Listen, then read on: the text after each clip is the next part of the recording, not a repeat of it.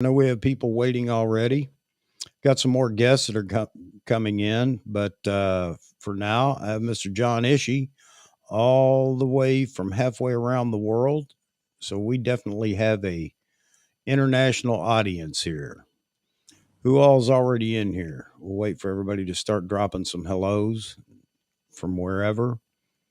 Maybe the other guests will show up. Oh, everybody excited about the new APS-C camera Nikon's going to drop? They're definitely going to drop a camera, if not two cameras. My guess is it's going to be two. All right. Here we go. Yep.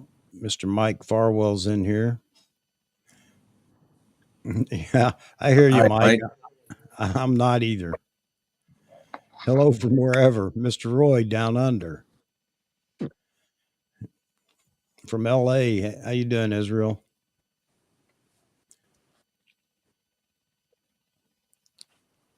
Yeah, I don't know about this APS-C, Mike. It's not a camera I want either. However, if they're going to do it, I hope that at least it's I'm pretty sure we're going to get a Pro Body DX camera. Z30, it was leaked, is what Mozman says. John Young out in Phoenix.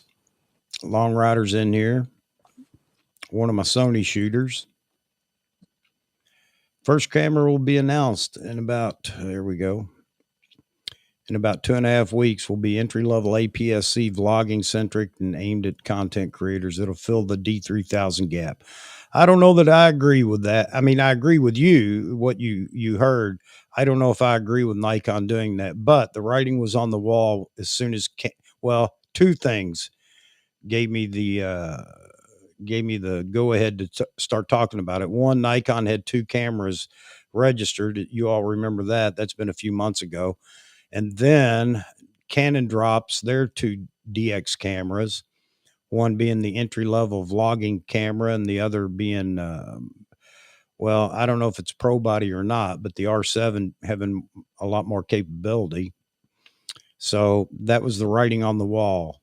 And of course, Fuji's dropping their camera, the H2SC or whatever it is. And we also have Olympus or OM company or whatever they call it now. So I guess we're going to see all this. Mr. Ishii just fell out. He'll be right back. Let's welcome in Mr. Neville while John takes a sabbatical. Hello. We did a switch here. Yeah. Mr. John is back. Mr. John is back. Hello, John. All right. So, Hey, how you doing? The guy that leaked this has been pretty accurate in the past. He posts on NR as Leaky McLeakface. Okay. Well, I've got another person that's got a lot of inside information, but I'm not going to steal his thunder. I'm going to let him talk about it when he's ready. So yeah, we definitely know that Nikon's getting ready to release the little vlogging camera, but I think it's going to be two cameras because come on, everybody be honest. What is this little vlogging camera going to do for Nikon other than let Nikon get kicked around like a sick dog again by all the influencers? You know, if that's all that they're going to drop, then I don't even know what to think. I don't even know where to begin in a rant on Nikon if that's the case. Well, I mean, I don't know where they're going to price it. I mean, the ZFC is like $960. So what are you going to sell it for? $700? Yeah, I guess. I don't know. I mean, it's going to be maybe 500 and something bucks. It's going to be some cheapy little something just above a GoPro. Who knows? But there has to be more. Come on. And Nikon went back on their word. They said they were out of that business. They said it. I didn't. They said it. And here we go. Well, yeah, that's obviously not a mid to high level product. No. So I was on Gray's the other day, and I threw my 10 cents worth in there. And of course, John's having some technical difficulties. I'm sure he'll be right back. And Becky wanted to, support the idea that Nikon needs these entry level cameras. That's what brings people into Nikon. I disagree with that, but I wasn't going to, debate her on their show. But I disagree with that. Nobody's buying a $500 or whatever it's going to be little vlogging camera to start their way into, work their way into a brand. I'm sorry. It's just not going to happen. I don't get it. I have no idea why Nikon chose to do it, but hey, they have their own research. If people can afford $1,000 plus cell phones, they can afford $950 EFC. Yeah. I mean, you don't need something that's, I don't know. The sad thing is it will probably sell, but it's going to reduce their capacity, or it's going to redirect their manufacturing capacity in an area where you don't want it redirected right now. And if we're talking about entry level big box store camera where they have a pallet of them sitting out there in Costco, with a big for sale sign on them, then they're going to, how much is that going to take away from producing the production of other camera bodies, i.e. the Z9 right now? Nikon needs to make a decision. They're either going to be a big company or they're going to be a little company. And going into that whole idea behind, we're fighting the struggles of chips and, logistics and everything else. No, Nikon's been doing this for years. This is not new for Nikon. Anybody buy the D800? Anybody in the audience buy a D800? How long did it take you to get it? How many people bought the 500 PF? How long did it take you to get that? I never got it. How long did it take to get the D850? This is not new for Nikon. They're using COVID, and everybody's giving them a pass, COVID and you name it. But the bottom line is this is Nikon. This is normal. This is par for the course. How many times have you heard Nikon say, we didn't anticipate the demand for this camera? Please. We got a camera that trumps everything technologically, and we didn't anticipate anybody'd want it. Come on. These are excuses. Nikon needs to invest in production. Sorry. Or just be a niche camera company and state that. Say, look, we're going to be at the cutting edge of technology. We'll probably have technology that trumps everything out there. However, you're not going to get it in your hands for a long time because we're not willing to produce enough numbers to actually take care of all the customers. And then, okay, I get that. Then you know what you're buying into. But right now, that message of we didn't anticipate the demand for this is getting very, very, very, very, very old. Anybody disagree? Anybody want to argue the point? I mean, no, I totally agree. It happened at least every single time on something that's hot. Yeah, and it's not just bodies, it's lenses, obviously, as well. It works on that as well. Yeah. So it's production in general. Yeah. I like Roy here. Roy just went and bought a pair of D850 bodies. There you go. Yeah, you can get them now. Yeah. You can get a 500 PF now. I remember when that lens was announced and 2 or 3 people had it, right after it was released. And then we went into a slump where it was a year before you heard about anybody getting that lens. So you tell me what happened there. Did we run out of glass? I don't know. Ran out of sand, I guess. Well, I don't know. I say you're not going to run out of sand. Yeah. Here you go. Gustavo says, production line is not optimized for the initial peak. Well, okay, Gustavo, I'll buy that. But how many years does it take for them to get past the initial peak? What is their definition of initial peak? Because again, everybody's waited on these camera bodies and lenses forever. This is a Nikon thing. This is just what Nikon does. And I'm willing to go down the road of everybody's in the same boat. No, they're not. No, they're not. Yes, others have some difficulty in getting the cameras in people's hands, but they seem to get more cameras in people's hands than Nikon does. And you guys know I love my Nikon. I'm not switching to any other brand, but that doesn't mean I can't tell Nikon, hey, you need to get with the program. You need to get something going here. Invest a little money in production. Oh, man. No, totally agree. Yeah, and everybody's still blaming COVID. You're right, Roy.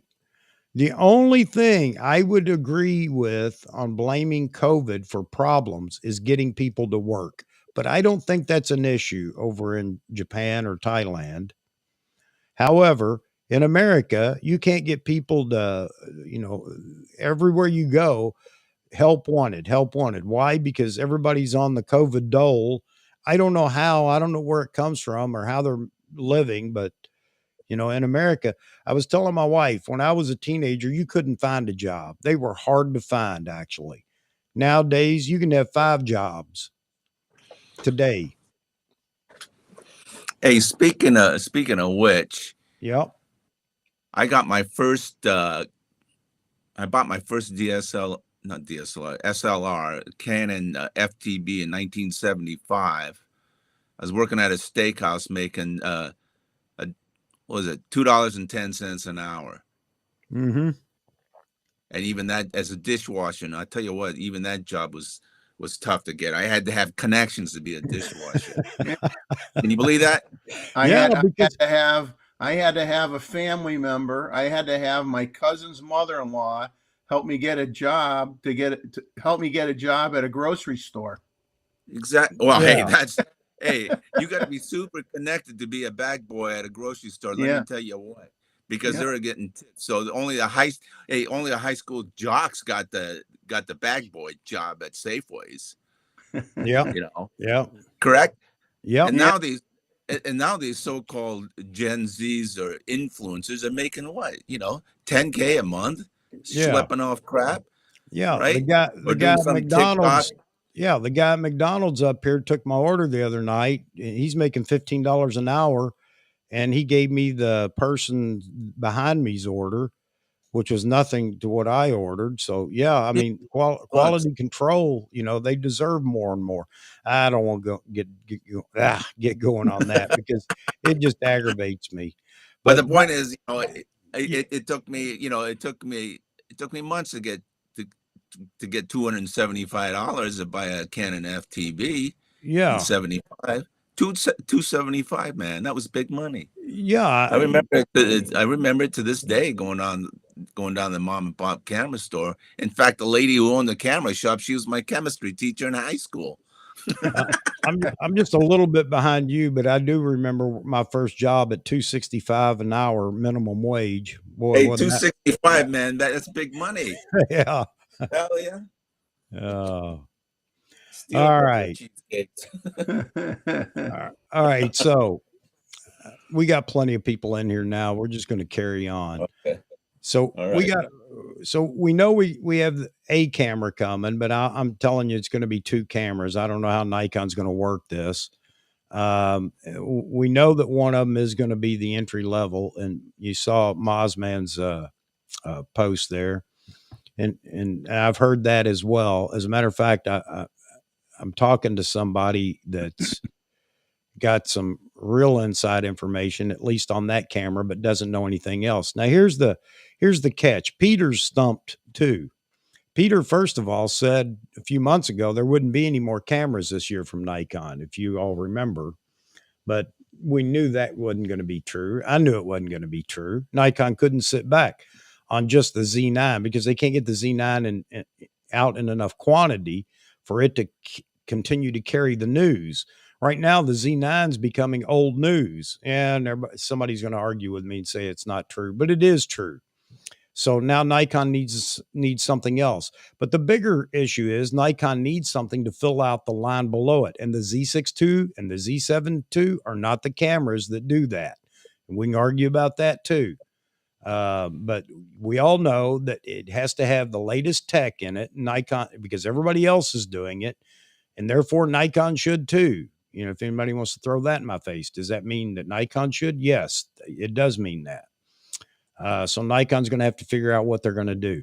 So there's a lot of discussion over Nikon rumors about these cameras or this camera or whichever party you align with there. And also talking about the road ahead. What's Nikon going to do after this? So there's a lot of discussion about Z8. There's a lot of discussion about Z7. Some saying Z7 is the pro body. If it is, we're in a world of hurt. Also, some are saying Nikon needs to drop the Z7 line, and I have no doubt, because where would the Z8 fit if they don't drop the Z7? So I don't necessarily agree with that. Although I've got a little chart that I'm going to throw up here in a minute. This is my thoughts. It's just thinking out loud of what I think Nikon needs to look at. It's absolutely absurd probably to most people, but that's okay. And we can talk about it because we know we're going to get this. We know we're going to get this APS-C body. And I do believe we're going to get a Pro DX body with it. I think it'll be on order of the D500. I don't know what it's going to be called. Maybe a Z70, maybe the Z90. I don't know. Maybe completely wrong, but we're gonna find out. So, looking at over here at the comments. So, what do you guys think? Jeff, I know you've been following the news. What do you think we're going to see here in this APS-C announcement? Well, if they do a Z30, I'll be sorely disappointed if they don't follow it up with at least the something that's D500 plus type body. If they just do the Z30 and then that other body doesn't come out for 6 or 8 months, then they made a big mistake. They're putting the wrong one out first. I agree with you 100%. And the Z8, what to do with the Z7 series versus a Z8? I don't know. I mean, that really comes down to, I'm not an engineer for Nikon, and I don't know all the little minutia there with the electronics in the Z7 II and the Z6 II, but if you can't, you gotta put in the new processor chip that's in the Z9 and whatever body you're going to come out, whether it's a Z7 III or a Z8, you have to start flowing that Z9 technology down, or it's like the Z9 was like, okay, your last shot. You have to, you got to follow it up with something that's really great, otherwise. Everybody else is going to eat your lunch. So Peter's talking about he's still afraid anything they put out is going to eat into Z9 sales. I think that's a bunch of crap. I do not agree that the D700 ate into the D3 sales. I do not agree with that. I don't agree with it either. Buy whichever one they wanted. The price point is going to be so different. Yes. That it's going to be a different customer group. I mean, a lot of the people like me, I only bought the Z9 because there is no Z8. That's right. There was a Z8. I would have bought the Z8. So now people that have the Z9 are not going to trade. Well, even if they do, I don't know. But I'm going to keep my Z9 and I want a backup body. I'll wait for the Z8 to come out. Yeah. I mean, that's, so right now, James is in here. Hey, James, how you doing, buddy? Glad to see you in here. James in Maryland. John, have you followed this APS-C thing for the last few days to be able to speak to it? Yeah, I follow last few days, but as far as my take on this APS-C size, I mean, Diana's already got a Nikon ZFC anyway, right? And it works fantastic. Now, as far as getting a normal Z-shaped camera with APS-C, if it was more in line with the old 500 D500, that'd be great. But I mean, like the Z9 for us. I mean, don't we have a DX crop mode on it anyway? So Yeah. I don't know what the difference is if you take a full frame and crop at the DX.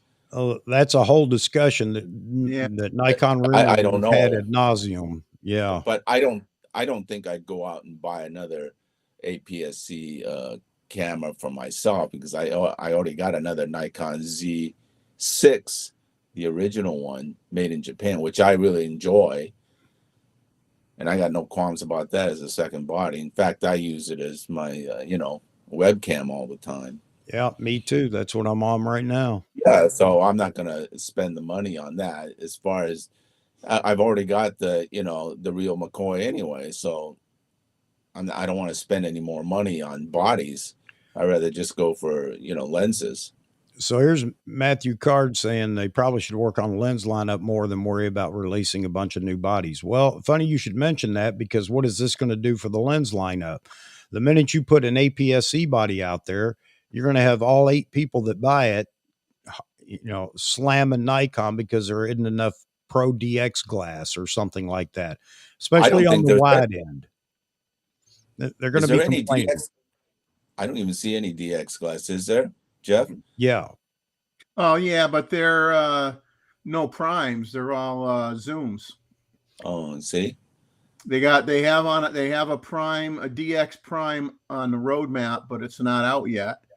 And then they have another DX zoom on the roadmap that's not out yet. And then I believe they have 2 DX zoom lenses released that you could buy, variable aperture, if I'm not mistaken. So very, very limited, So everybody's going to start screaming, we need more DX glass. So there you go. And there's another production. Even in the D series, they never had that much glass. That's true. Well, DX glass. So a Pro DX body, I don't know. Yeah, I would say most people are going to buy it to use full frame glass on it anyway, because they're buying it for the reach, the assumed reach, with a DX crop sensor body. But on the wide end is where everybody's really going to start complaining. They want wide lenses so they can use their APS-C camera for, more than just shooting birds and wildlife with it. Blogging camera would fit right in. Nikon has said about what Nikon said about more attention to video. Somewhat agree, Terry, but not completely. Not completely. It also goes against what Nikon said about building medium to pro or high build cameras. They were getting out of the Costco market. At least that's what they said. So it looks like they've gone back on their word. Yeah, and here you go. Here's a case. I'd forgo DX glass for the 2-600, which ain't happening this year. Yeah, it's whether it does or not. I don't know if it will, Wolfgang, but who knows, man. I know everybody's clamoring for that lens, and you would have thought that maybe that would come out sooner rather than later, but yet here we are waiting again. And the minute they do announce that it is coming out, then it's going to be the mad dash, and everybody's going to be complaining because they can't get it. So I would say anything you want that you think Nikon's going to drop anytime soon, you need to start talking and building a relationship with a local camera shop. When I say local, I don't mean in your neighborhood, because those are, hard to come by nowadays, but even across the country. But a small brick and mortar, store, start building a relationship, and you may be able to talk them into jotting your name down so that when something you do want is available or does come up, you'll be at least be at the head of the list. So I've got a chart I want to throw up here. License and DX lenses. I think they're going to probably wind up doing that. I think they will, Gustavo. Let's see. All right. So let me open this up, and we are going to go to, I'll put us all on the bottom. Here we go. Can everybody read this? Here you go. This is my plan for Nikon, as absurd as it may be, but we can all talk about it We can joke about it. We can laugh at it. I can tear it up and throw it away, or I can add your points to it. But this is what I'm looking at. And this is keeping all the current series cameras in play. Of course, flagship Z9 at the top, you know all the specs on the Z9. For the Z6 III, 6K at 60, 50, and 30, 4K, 120, 60, 50, and 30. This would be a hybrid video-centric camera. Smaller sensor, 33 or 30 plus megapixel sensor. Of course, there will be time limits because it's going to be a smaller body, but not the typical 30-minute time limit. X-Speed 7 processor, stacked sensor, Z9 EVF, and of course, I didn't put IBIS on here, but IBIS is going to be included on all these bodies. This is what I think Nikon needs to look at. Tailor this as they go. Let me jump to the portrait, landscape, and commercial photographer's camera, the Z7 III. This is something a lot of people are clamoring for. You'll see it in a second here if you're not reading ahead of me. But 4K, 60, 50, 30, you don't need all the big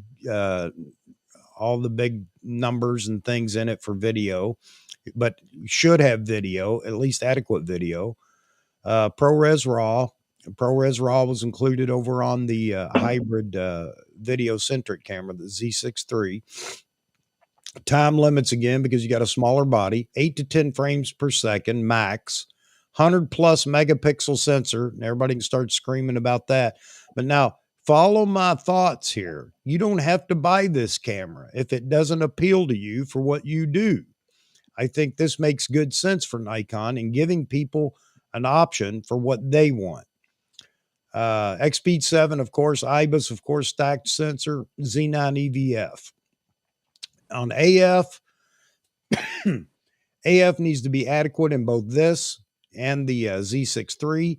And when I say adequate for landscape, portrait, and commercial, it doesn't have to be extraordinary AF with all the myriad tracking modes and everything else. On the hybrid video-centric camera, you need good video AF. And we've got that right now, I think, with most bodies. But this latest AF in the Z9 would definitely help out there.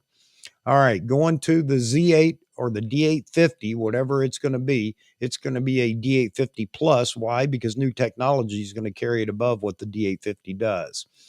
You need 8K 30 at least. I don't think you need 8K 50, 60, or anything else because this is a do-it-all body. 4K 120 because there are people that are going to want to shoot 120 and 60, 50, 30. ProRes RAW, in RAW, time limits, again, because of the body and heat dissipation. 15 frames per second max, so you're not eating into the massive frames per second on the Z9, the flagship. 45 megapixel. What I'm saying is Nikon just take the sensor out of the Z9 and put it in this body. X-Speed 7, of course, stacked sensor, in-body image stabilization, IBIS, Z9 EVF. And then in the APSC Pro body, which we may see here real soon, be it a Z52, Z70, Z90, 15 frames per second, 4K, 60, 50, 30, ProRes, not ProRes RAW. What do I have there? 33 megapixel. Okay, so now I've got prices for the Z8, $37.99.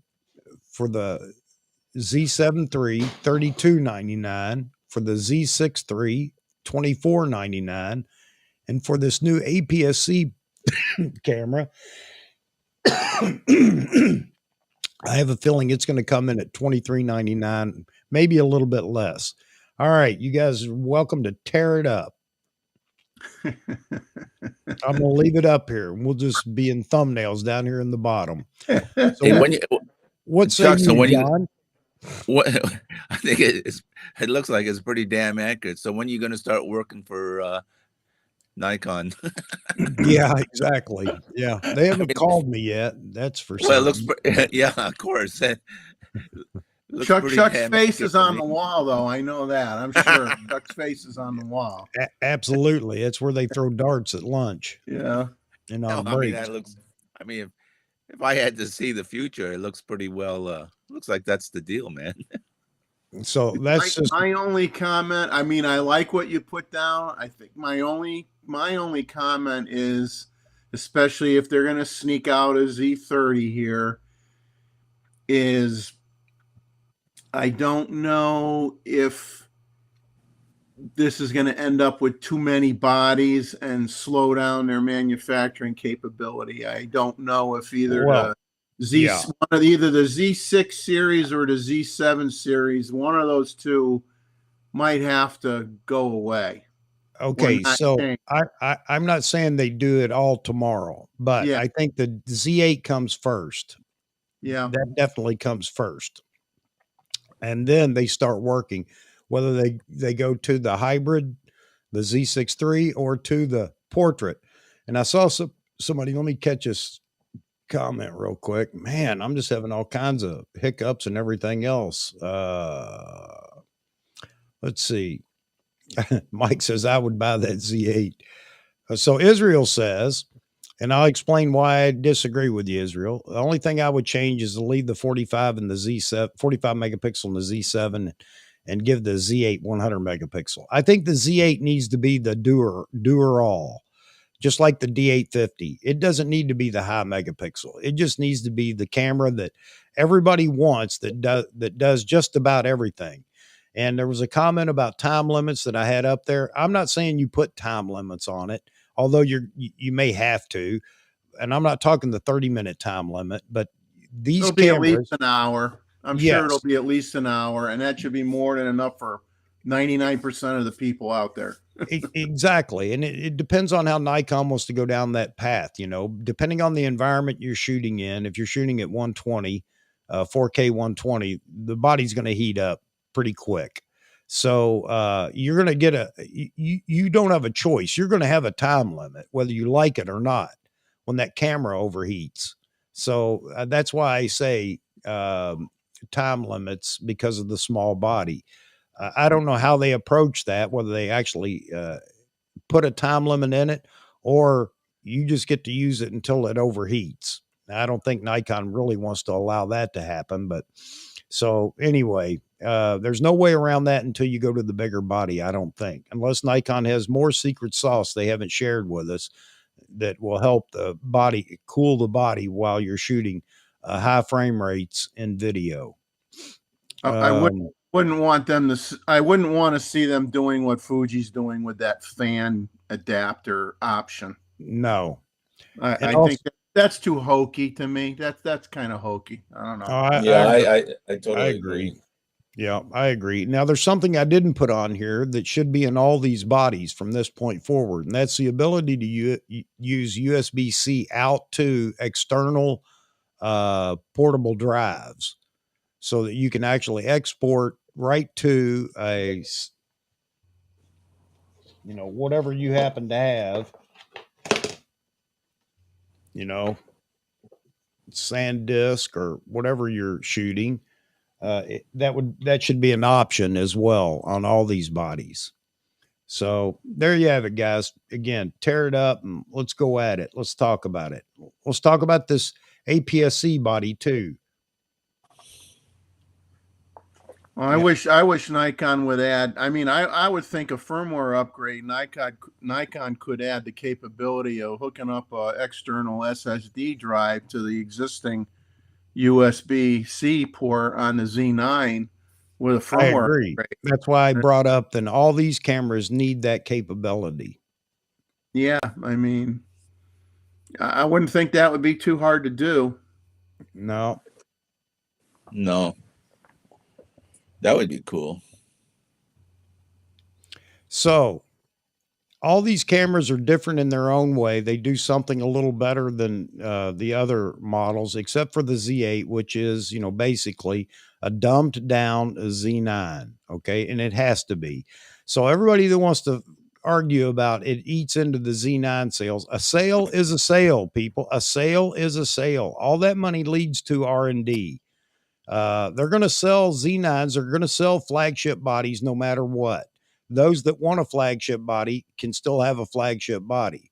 And you get the best of everything in the flagship, as always. But the Z8 will not be the Z9 based on its size, the frame size, and everything else. So taking the Z7 and moving it up to the Z8 capability means completely rebuilding that camera, in my opinion. So why not leave that to the Z8 and have, again, all-arounder, a portrait, landscape, commercial photography? Not that you can't do everything with any one of these cameras, but there would be a specific camera that lends itself better to landscapes or video or just a carry-around do-it-all camera. I don't know about the prices. I just threw some prices up there. And Matthew, that's what people are saying in the Z line. I don't think that I just don't see Nikon killing the Z7 off. Maybe they will. Maybe this is all crazy, this thinking that I threw on this slide. Yeah, I just think that, like you said, they're not going to do this all overnight anyway. But I think I don't know that they're. Like Longrider even said, like Sony even skimmed down their line. They knocked off some of their, what was it, the 6500 series or whatever that they had, right? And they dropped some bodies as well. So I think they just they could do this if they build another plant and they increase their manufacturing capability. That's fine, but if they don't do anything about that, then they may have to decide: do we up the ante on the Z6, Z7 series, or do we drop one or both and just do the Z8? I don't know. So Mozman, Z8 is going to need to be faster than 15 frames per second. Okay. I'll go along with that, but at what point do they want to save the highest frame or frames per second for the flagship? I don't know. The Nikon cripple hammer, if you will. And is 15 frames per second not enough? Most people are shooting at 10, from what I hear. Yeah, there's an occasion for 20, and then of course the JPEG at 130 per second, the smaller JPEGs, but save that for the flagship, I guess. I don't know. Gustavo is 60 megapixel. I disagree. I think 45 is as high as we want to go until you just go. There needs to be more technology once you go above, I think, 45 megapixel. Maybe there is right now, and we just don't know about it yet. But I don't see a need for 60 versus 45. Let's keep the frame rates up and everything else. And, but you may be right. But if you want that super high megapixel, because that's what Con over at Gray's of Westminster wants, he wants a portrait camera that he can wants use it bad. Yeah. He wants a 100 megapixel camera, and so do a lot of other people. I don't. But you know what? Nikon could give it to us, meaning here it is. If you want to go that route, here's the camera for you. What I'm trying to do, or what I was trying to do, is think about what cameras they have right now and what doesn't exist yet in the lineup. Obviously the Z8. And, let's just do an overhaul on what we have and give everybody what they want. And this isn't too far out of line from what Canon's done in the past, what Nikon's done in the past. Canon actually had the R series that was the higher megapixel. What was it? The 5DR or whatever it was. I can't remember. You guys know better than I probably. So it's been done before, and Nikon did it somewhat with the anti-aliasing filter, the D800 and the D800E. And then they just got rid of it altogether for the D810 and then brought it back for the D850. So who knows?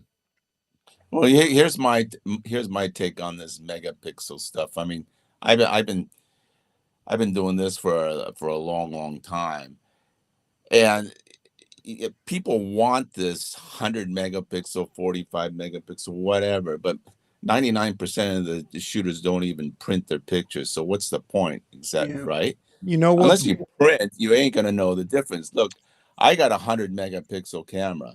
I have a Fuji GFX 100S, and yeah, you can see DNA, but for printing purposes, well, you need it it's for those body shots.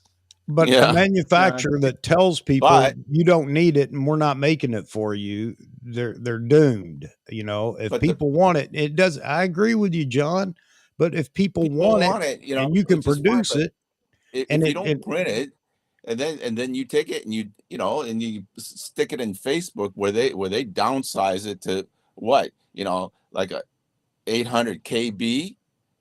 Well, you just wasted all your money. But John, right? You're right. But maybe the people that are just going to post on Facebook aren't going to shell out, $3,300, $3,400 for a camera they won't use the potential in. I don't know. But let people be idiots. If you can sell cameras. Well, yeah, of course. I mean, you can't tell stupid. They're stupider, right? Right. It just doesn't. It just don't work. You can't fix stupid either. in my professional, professional experience, I was dealing with a Jesus Christ, a D2H. I mean, what did they have, right? Like 5 megapixel. I know. I got 19 by 36 prints. I know. I didn't have any issue. I got front pages all over the world. I didn't have any you got a 47 megapixel Z9 sitting in the house too. So now here's the deal, right? Here's the deal. Yeah. With the 45 megapixel camera. Now you compare, for example, you compare it with, I have friends who got an what is it called? Canon R3, which is an amazing camera. That thing is technologically, I mean, that thing's a rocket ship. But the problem is that there's not enough room to crop at 24 megapixel. Yeah.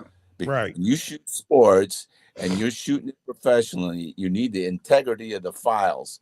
And then when it starts to disintegrate and you can't get a good crop at 100% and your files are too small, then your clients are going to make noise. And then I'm not both noise, physically and mentally. So with cameras like the Sony A1 and the Z9, in which you shoot, for example, tight shots like skiing or any kind of other sports, and you got the latitude to be able to crop into it 100% and keep the integrity of the file. Yeah. So you as a photographer will feel safe, right? And you can get the picture out, and you can also have it printable if the client wants to have it in a different type of periodical besides a newspaper or a website. Yeah, see? I mean, you don't need much for to put in on an 8.5 by 11 sheet of paper. You don't need much megapixels at all. So here we go with the D1s, the D2s, and the D200s, and everything else. Let me ask you this: it's not what you need. What would you want? Well, I mean, what I want is exactly what I got. 45 megapixel. It shoots 20 frames per second and blah, blah, blah. I'm happy. So Roy Bigsby is a product photographer, been doing it for years. Roy, is there any, don't tell me what you used, but Roy, can you use more megapixels for product photography? I know the fashion world loves it. They love all the high megapixel cameras. That's why they bought the high megapixel backs for Hasselblad and Phase 1. I don't see where they need it either. They're on but you don't get to make their choices. But you don't get to make their choices. Jeff, they do need it. If I'm shooting for Procter and Gamble, right? P&G, what's their product? Their product is hair care, right? Products. So what do they? So if they're my client, they want to see DNA, man. They want to see every single strand of hair in their shampoo products.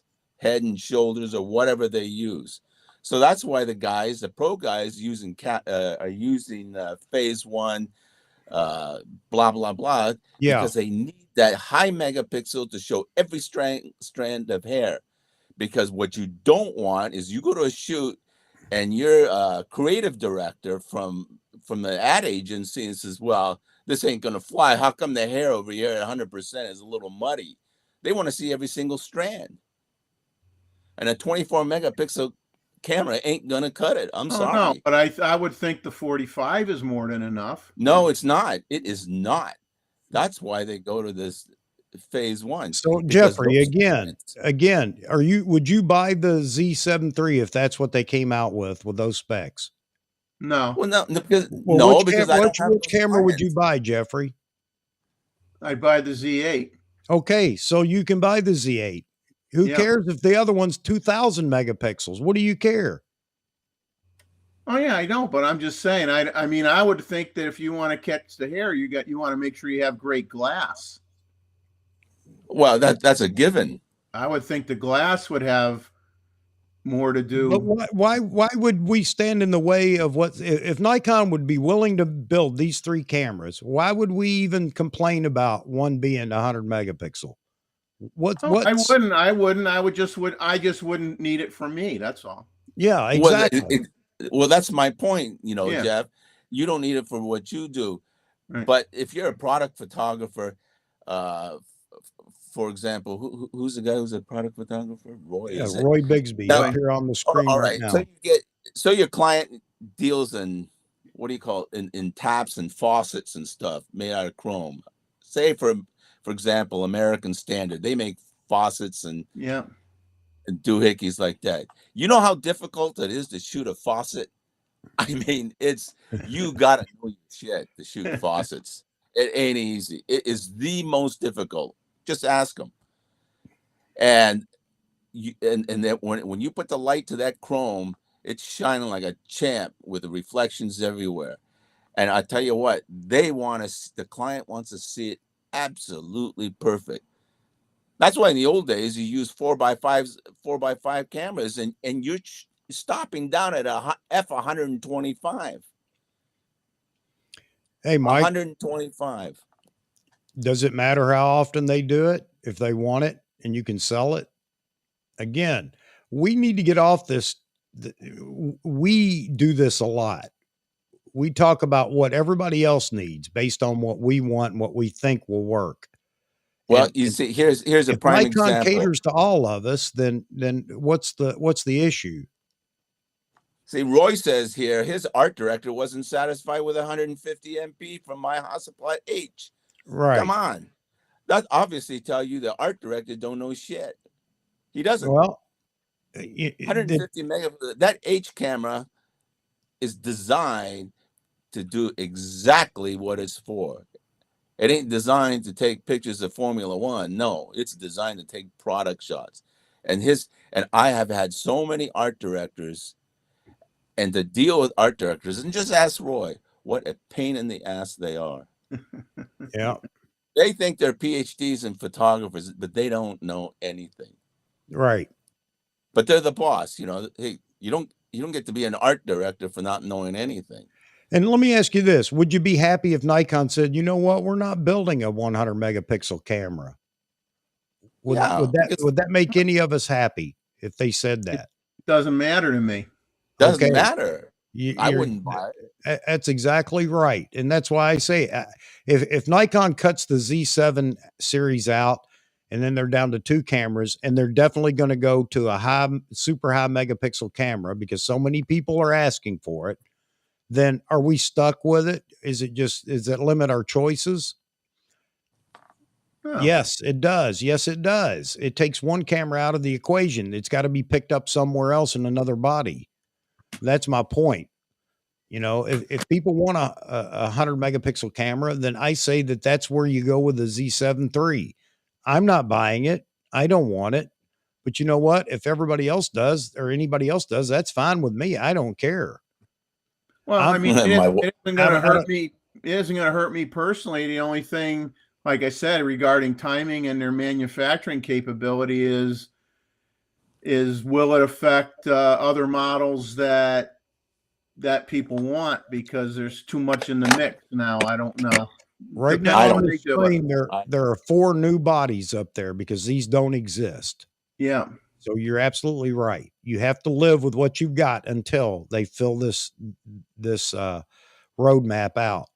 Yeah. So then what is arguable is what cameras come first, or what camera comes first. We don't have a choice. APS-C body's coming first, whether we like it or not. That's happening. Well, the APS-C camera, I mean, I love my D500 because that thing was a real rocket. And so when I took it to Africa to shoot animals, and you put a 600 and it becomes a 900 with full integrity of the files, it was perfect. But after I got back, I sold it because I don't need it anymore. Yeah.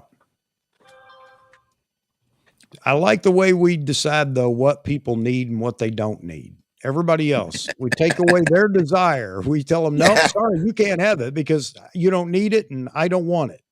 I love Well, that's that. what it is, Chuck. It's desire. Yeah. I desire that. Yeah. So then go get it if you can afford it. Yeah. No, I agree. And, I don't see offering it. It's just like buying a new Dodge Challenger, Hellcat. Do I need that? No, I'd get in trouble with it, but I sure want one. Yeah, exactly. Well, what it comes I'm glad that they build them too. Is you would care more if they said, if we come out with that 100 megapixel camera, we're not going to come out with product X for another year, and you really want product X, then you're going to be a little upset. So now let's talk about, dynamic range. Do we care about the dynamic range? I mean, the dynamic range? Absolutely. Well, do we care?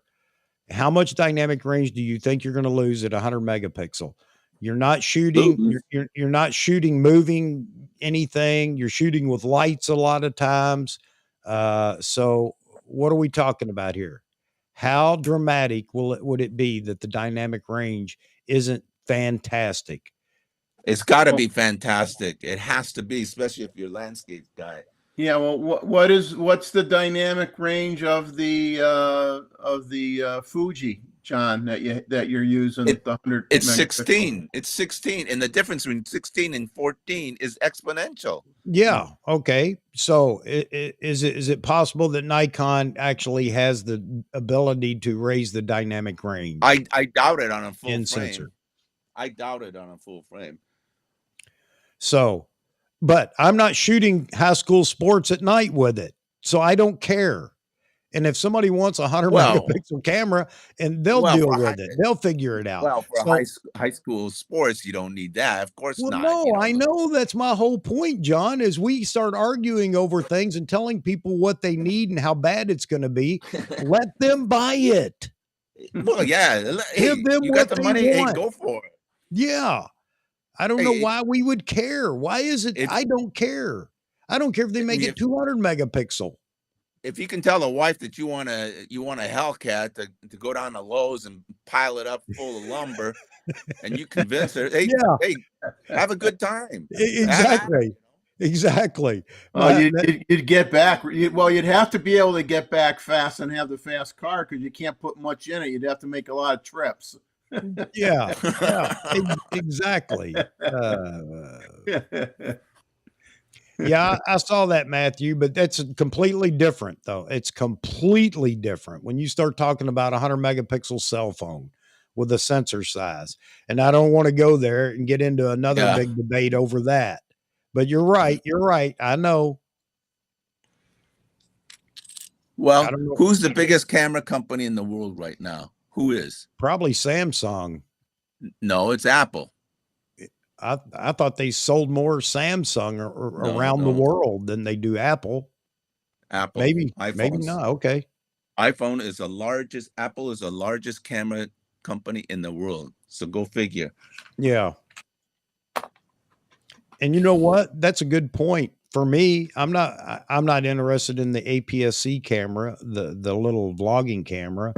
And if I was, I would just use my my Apple iPhone if I needed it. Well, that's how 90% of the world works, Chuck. I know, Because I know. why should Nikon spend all this R&D producing $1,500 cameras when no one's going to use them? They're just going to use their hand phones. And with the AI that's in the current hand phones, they take pictures that are just like, shit, how did I do that? They're advertising that Google phone that you can erase the people that you don't want in it. Well, there you go. Right? That's crazy. Oh, you got somebody with their kid in a stroller that you didn't want. Oh, just move your finger over it and it goes away. Yes, eliminates the lawsuit, doesn't it, Jeff? Yeah. I'll get right on that, Long Rider. See if I can't hook you up, buddy. Yeah, and again, okay, so now let's just talk about advertising and marketing, whether you like it or not. How does that help or hurt Nikon if Canon and Sony do the same thing next? Does does the dog get kicked even more? The Nikon dog get kicked even more? If Nikon doesn't respond, let's say Nikon doesn't do 100 megapixel or more, 90 megapixel, whatever it is. And Sony and Canon both drop a 100 megapixel camera. And you're going to say, well, who cares? Well, Nikon gets kicked around even more. Nikon continues to lose sales. It's a marketing thing. I mean, yes. At some point, you may end up doing it more for a marketing ploy than anything else, because you could say you got there first. Yeah. And nobody can kick you if you're there first.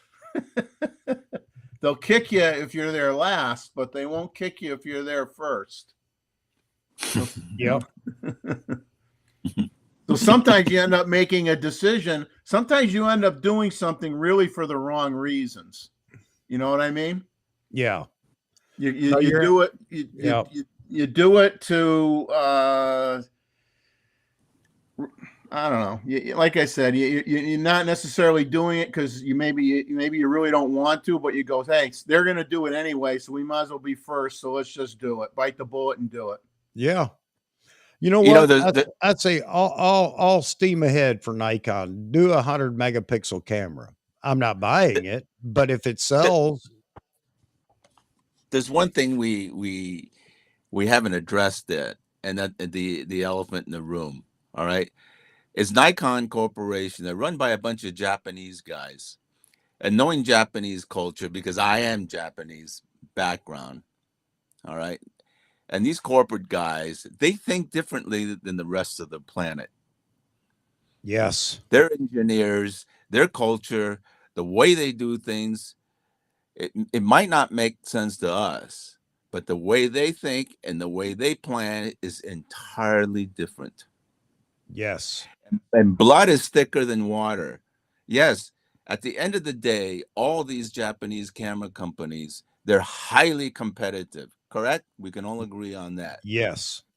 But at the end of the day, when the shit hits the fan, they will come together for the greater cause, and that is Japan. Yes. I guarantee it. I know. I agree. And somebody had made a point about stating that, Canon and Nikon and Sony talk to each other. I don't doubt that a bit. They may not give all the secret sauce recipe away, but do talk. They're highly competitive, Chuck. They won't do that. They won't give the secret sauce. But when it comes to the greater good, when it comes to the greater good of the country and the corporate responsibility of the country and the economy, they will get together. I agree. And that's exactly what I said. I think that they do that actually more often than we even think they do. Could. Yeah, they probably could. Because it's no coincidence. Nikon registers 2 cameras, and a month and a half or 2 months later, Canon drops 2 APS-C cameras on the market. No coincidence. And Nikon's getting ready to respond with the APS-C camera or cameras. No coincidence. And remember, who supplies all the sensors to 90% of the world's sensor market?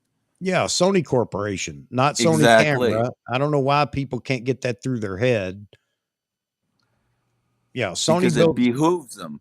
It behooves them. You Yeah. don't want to get into the chip business. No, I know, I agree, but you still have people that think that Canon or that Nikon is using off the shelf Sony developed, not produced, just produced, but developed sensor.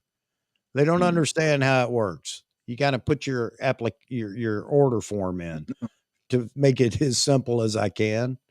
But anyway, yeah, you're right. And who wants to do that? You're absolutely right. And Sony Camera does not build sensors or processors. It's part of Sony corporate or whatever. Sony, it's another division within the Sony corporation. Well, I'll tell you the big difference between corporate Japan and corporate America is in corporate Japan, I mean, I know when I was in the business, I'm not anymore, I'm retired, but I believe that the higher ups in the corporations in Japan, they don't make more than 100 times what the lowest wage earner makes in the plant. And that's it. And if they fail, they take it serious. I mean, they've had people jump off of buildings because they failed in their job, and they jump off a building. In corporate America, you screw up, and then they just give you stock bonuses and buy you out, and you go work for another corporation. Yeah. It's totally different, Hey, and not a good way. let's check out some of the comments over here because everybody's dropping their comments, and I want to keep everybody else involved in this rather than, and that means I got to shut my cake hole a little bit here. Cake hole. Yeah. No marine thing. Oh, Shut your cake hole. I thought it was pie hole. I thought it was pie Both. hole. It's both, actually. Yeah. I had an old Marine tell me, though, shut my cake hole when I was a private. Yeah. So it remains to be seen, Terry, whether it'll actually sell, but you're right. I agree. And that's Nikon responded to cell phones and phone cameras and everything else. And I thought that's why they had given the whole idea up. But evidently, corporate Japan, here you go, John, corporate Japan decided that they were going to try one more time. So they're all doing thing is, the last time they tried to do something, remember they came out with those very small cameras that were supposed to like compete with GoPros and everything, and that didn't work out too well. No. You know what? I hope the best because it hurts us if it is a big money pit for Nikon. Yeah. It hurts us. So I hope the best in their endeavor here with that camera. But I do think we're going to get a pro body, though, out of this deal. And there will be people that are happy about that. We know that. All right. I don't know why. I don't want it. I don't want my D500 anymore. But there will be people that will be happy. And, good on them. I don't think the timing's right for this. I would rather have seen the Z8. But there may be some truth in their fear that it eats into the Z9, which it could, since only 18% of the people that bought a Z9 actually have it in their hands right now. But, Nikon, maybe you should be thinking just a little bit. Warehouses are cheap nowadays. Oh. No, Mike, they're not going to bring out a cell phone. That's been brought up before, talked about. No, that ain't going to happen. No, nobody's going to do that. None of the camera makers are going to do that.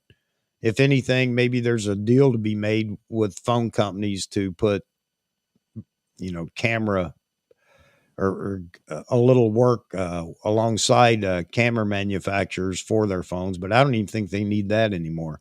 They seem to be doing their own development, and it works pretty good. So that was something the Sony exec just recently said, and that got everybody stirred up, saying that by 2025, there will be no need for cameras anymore. Phones will have taken over. and everybody laughs about it, but you got to wonder why a Sony engineer executive actually made the statement. Well, no, theoretically, they could got take a point. over if nobody ever prints.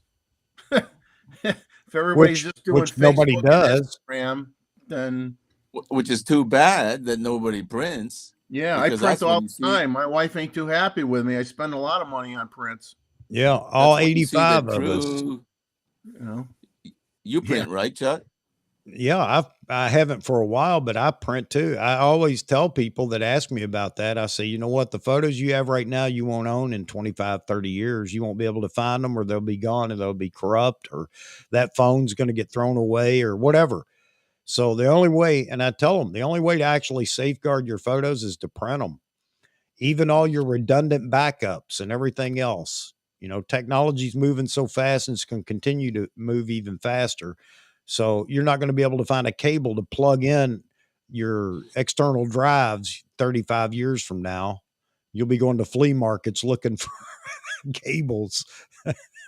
Well, that's what I've been doing. I've been scanning old slides with my Z6, right? With that Nikon adapter, because my old slides and negatives from 20, 30 years back are still perfect.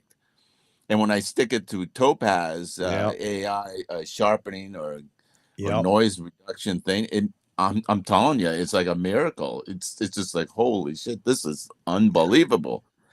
Because 50 years from now, like even less than that, 10 years from now, you think our drives are even going to fit in the hole anymore? You can't even find a super drive anymore. What about all the video? What about all the pictures I got on CD and DVD? I ran across floppy disks the other day. What were they? What? 2.25 floppies, 3.5 inch floppies, 3.5. Yeah.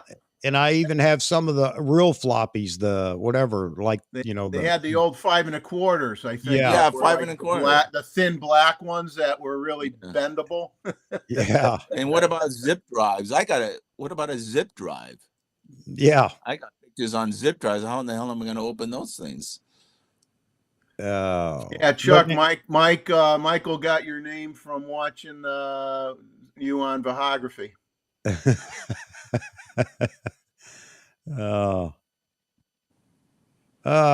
First buddy out should have the best income potential. I agree with that. Mike. You know what? Maybe they've calculated that. They've done their own research, and they think they're going to sell a boatload of these vlogging cameras. And maybe they will. I don't know.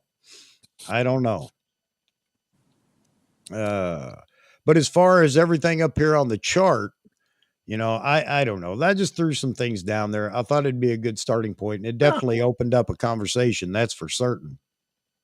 Well, the new photographers, so-called new photographers, the young ones, right? What are they looking for? Well, the ones here you I go. know, they don't want to go buy film cameras. Here you go, right here. Michael could answer that question. He's just starting out. So, Michael, why don't you tell everybody what you want? Yeah, tell us. Tell us what you want. Absolutely, Michael. I'm glad you're in here, man. Thanks for joining us. Oh, man. 5 1/4 and 3.5. Yep, that's what you were saying too. I mean, I know what I want is to win the lottery so I can buy whatever the heck I want. Yeah, exactly. Yeah. And what's that? Terry says, I'll sit here and go, all the lenses. New photographers don't start out with a D4, 5, or Z9 level camera. True, Terry. I think that's a obvious there. You're right. They start out. No, I disagree with they all start out with a D3000 or a Z50 level camera. I think a lot of them, because, around the world, every economy is different. Not that ours is doing real well right now, but I'm telling you, the kids in America, for whatever reason, seem to have plenty of money to get the things they want. I mean, they're buying tennis shoes that cost as much as a Z6 II. Yep. So yeah, you're right. I'm that's not a reason anymore. It's not.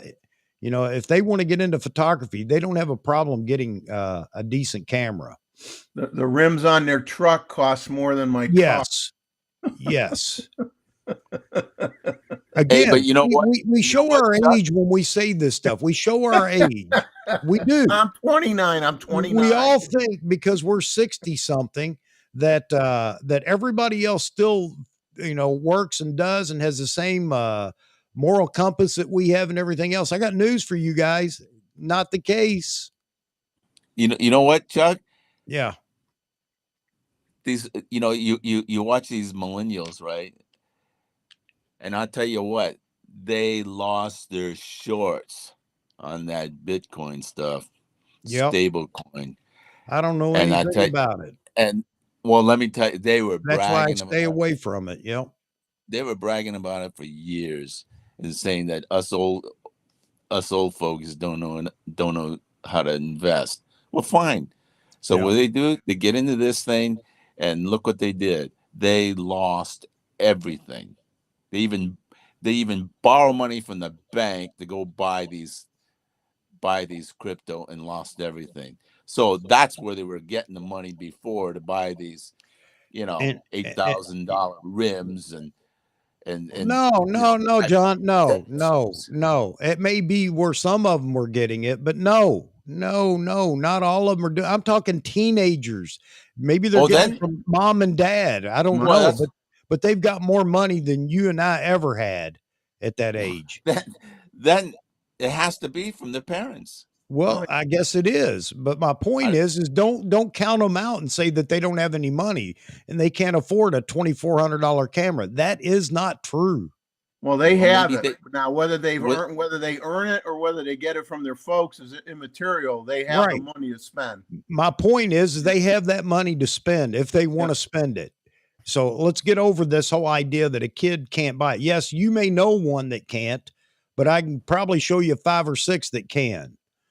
They're you know, late teens, early 20s. Don't Did ask you ever me ask how. him? You ever ask him where you got the dough? No, Hey, because kid. up here, especially in New England, I know where it comes from. Mom and dad. Oh, really? Yeah, and plenty of it. So Michael, he put this he threw this comment in there and nobody said anything about it yet. What do you guys think? Fuji old school, which is one of the things I was saying with advent of mirrorless, especially in the Nikon camp. Man, you can get into some professional camera bodies right now with Nikon and great glass at a very cheap price. Could that be a starting point? Rather than a cheapy do nothing entry level camera? Wouldn't you rather have a used, even a D700? But you can get D800s, D850s cheap now. How much And can you good get a D850 for? Right now using Fuji, $1,000. it's not a bad idea, Michael. How much? Fuji's got good stuff. $1,000 you can Yes. get a Yes. secondhand, right? I assume. Yeah. Used. Probably with low mileage on it. Maybe. But that's a hell of a camera for $1,000, man. I tell you what. Yeah, try selling your Nikon 70 to 200 right now. Your F mount 70 to 200 G lens. You know what that's going for? About $400. 400. Yeah. You see what I'm saying? If you want to push somebody into a pro body camera to get started, you can have fantastic camera and glass on the cheap. Oh my God. $1,400, you're set up, man. Yeah. Yep, there you go. And that's what Mozman is just saying right now. If someone's serious about photography, they should buy a pro DSLR for the best value for their dollar. Absolutely. We predicted this. Unless they're doing video. Unless you're doing well, and you know what? You can do video if you're going to pull focus. If you're serious about it, you may want to pull focus. But you're right. You can't use video AF in the DSLRs. You are correct. Yeah, D5 going for 2,000 plus. There you go, John. Oh my God. Yeah. So the whole idea that we need a sub $700 camera to start with, If you're going to spend $700, oh, you can buy a Z6, by the way, for $700 too. Why not That's a start deal. there? That's a deal. Yeah, all these DSLRs now are going to be door stops in your house or bookends. Well, buy a Fuji XH1 and 3 lenses for under $1,000. Oh my god! Yeah. Holy shit! So how much money does it take to have some pro gear and glass, pro bodies and glass? Not much. No. What's this? Nikon just dumped a bunch of immaculate refurbs D5s for $2K. Yep, that was on Nikon's Rumors. Nikon USA page. No, Nikon USA page, refurbished. And that comes with a warranty, don't it? Yeah, I think it's only like 90 days or something, or 1 year that's or all right. something for some of their. I think it depends on the camera and the lens too. Yeah. That's incredible. Instant social media sharing. They do that on their phone, Terry. They don't even care about the camera doing it anymore. Everybody gave that up. It's all on the phone anyway. Because the photos they're taking for social media, they're just using their phones. I was talking to my a couple of young guys about that. They said they don't care. They're not going to go through a process with a DSLR or mirrorless camera or anything else. They just share it with their phone. Most of it's spontaneous anyway. It's not like it's anything that's a production quality that they're sharing. Hey, so what happened to the hipsters? What are they into now? Leica? No. I don't know. It's the phones because they're doing all those TikTok videos now. Yeah. So nobody's doing that with cameras. No one's doing a TikTok video with a camera, I don't think. Yeah. Why go through all that trouble? Yep. There you go. Long rider. I feel like saying TikTok, time's up. Adorama has used D4 and D850 for $1,500. There you go. Yeah, man. If you want, now's the time, because I'm getting ready to liquidate my DSLRs and F-mount glass, and I'm going to get taken to the cleaners. The only thing that I can, that makes me feel good is I've had a good time using it. So I feel like I got my money out of it, and that's just the way it is. So all those old timers that told me way back when I was getting into photography, buy glass, it never loses value. Wrong. I got news for you. They were right for 50 years anyway. Yeah. Right. I mean, yeah, I agree with you, Terry. The 1.8 primes are very good. I agree with that 100%. So Nikon knew what they were doing with the Z mount. A lot of people still aren't so happy because they're not getting something they want from the Z mount. But you got to admit, all the Nikon lenses that have come out so far have been fantastic. Yeah, they have. I mean, even that 40mm f2, that cheapie for $220 is amazing. Hey, Jonathan, that came right from Nikon. That slide that's up there, you see, Nikon just put this out saying this is what they're going to do. I'm just messing with you, man. That's me just putting down some thoughts about, where Nikon could go. And it doesn't mean they're even thinking along that line at all. It's too late, Chuck. It's gone viral. It has. It will be on Nikon Rumors tomorrow. Good thing you didn't type in the bottom left-hand corner, like in a 6-point font, NikonUSA.com. Yep. There you go, Terry. You're absolutely right. So, Chuck, you're gonna be in deep kimchi tomorrow. I hope so. At least I know somebody saw it.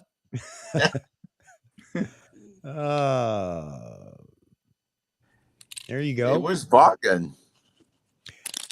Vaughan escapes all the time. I wanted to talk to him. Yeah, he may jump in here. As a matter of fact, Stu Blue he said he was going to be in here. Well, he kind of said he was going to be in here. So Hey, maybe he got did busy. did you have a good conversation with this? What's his name? Bayou Josh or Josh Bayou? Yeah. Something. Yeah. It was a good conversation. Mm. I'm just, I was over the whole he switched and I hate him thing. Yeah, that's Yeah, I'm way over that. I was way over that. Hey, Yeah. Michael, looks like you're doing your thing, man.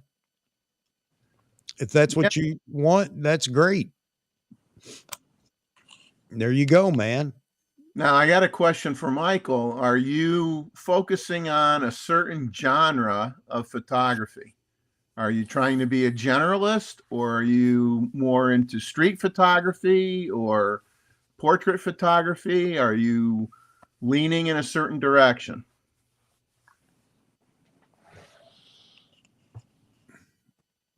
I think they do listen to us, Greg. I think they sit back and laugh.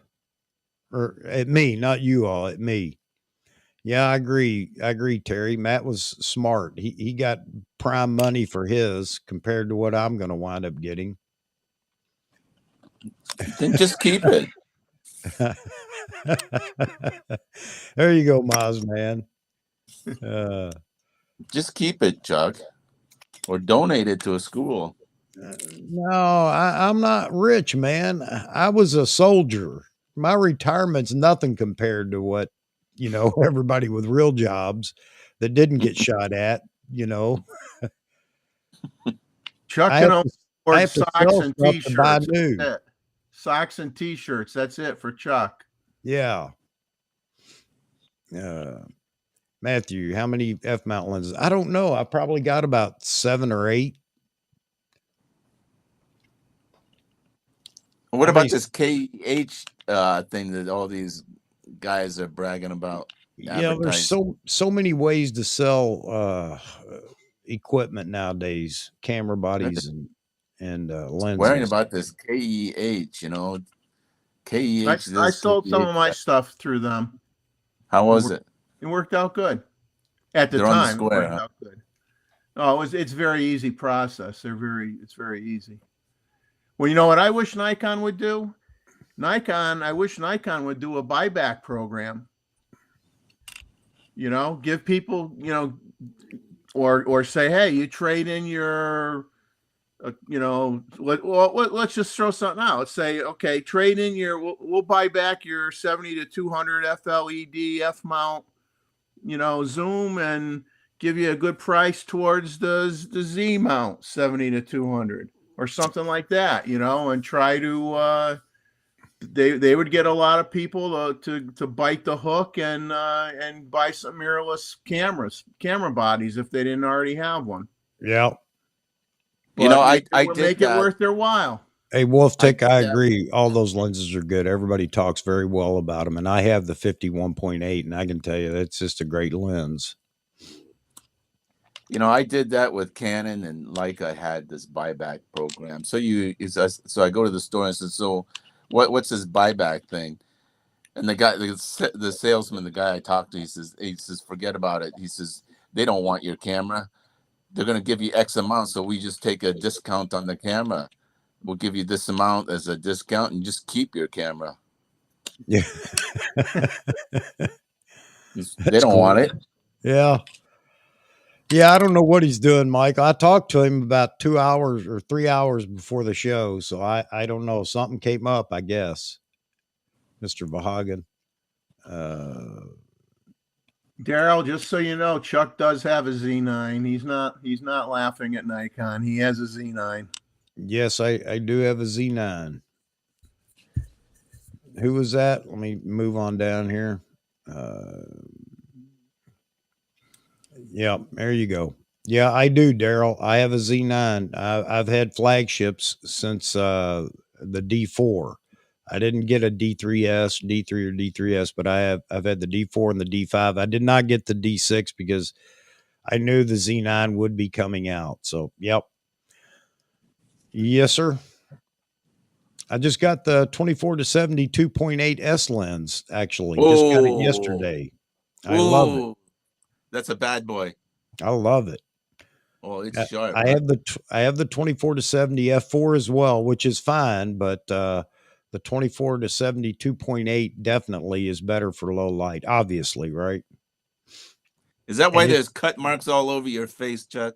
yeah, exactly. It just sliced me up shooting into a mirror, taking selfies.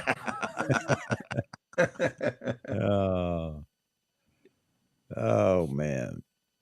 It's one of those wow moments when you shoot with that 7200. You go, oh my God, I can't believe it.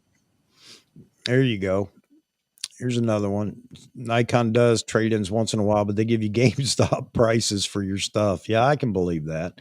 I'm going to get that anyway, I think. There's no way around it. I did get, I got $3,500 for my D5. And, you know, I'm glad I sold it when I did because, again, just watching Nikon USA the other day, or it's been a couple of weeks ago, and they had that D5 for $2,000. And that probably had, 600,000 clicks on it. I don't know. I still have a D3S, he says, and love it. Wolf something videos. Yeah, that D3S, that was, I'd say, it was one of the best D cameras that came out. I had a D3, not the S version. I just had the D3 when it first came out, and that was my first pro grade body. It's great. I loved it. I loved it to death. It was just the quality of the image that you got was phenomenal. It was just great. Yeah. Thanks, Ted. Used Photo Pro. Thanks, man. I'll check it out. For buying and selling used gear.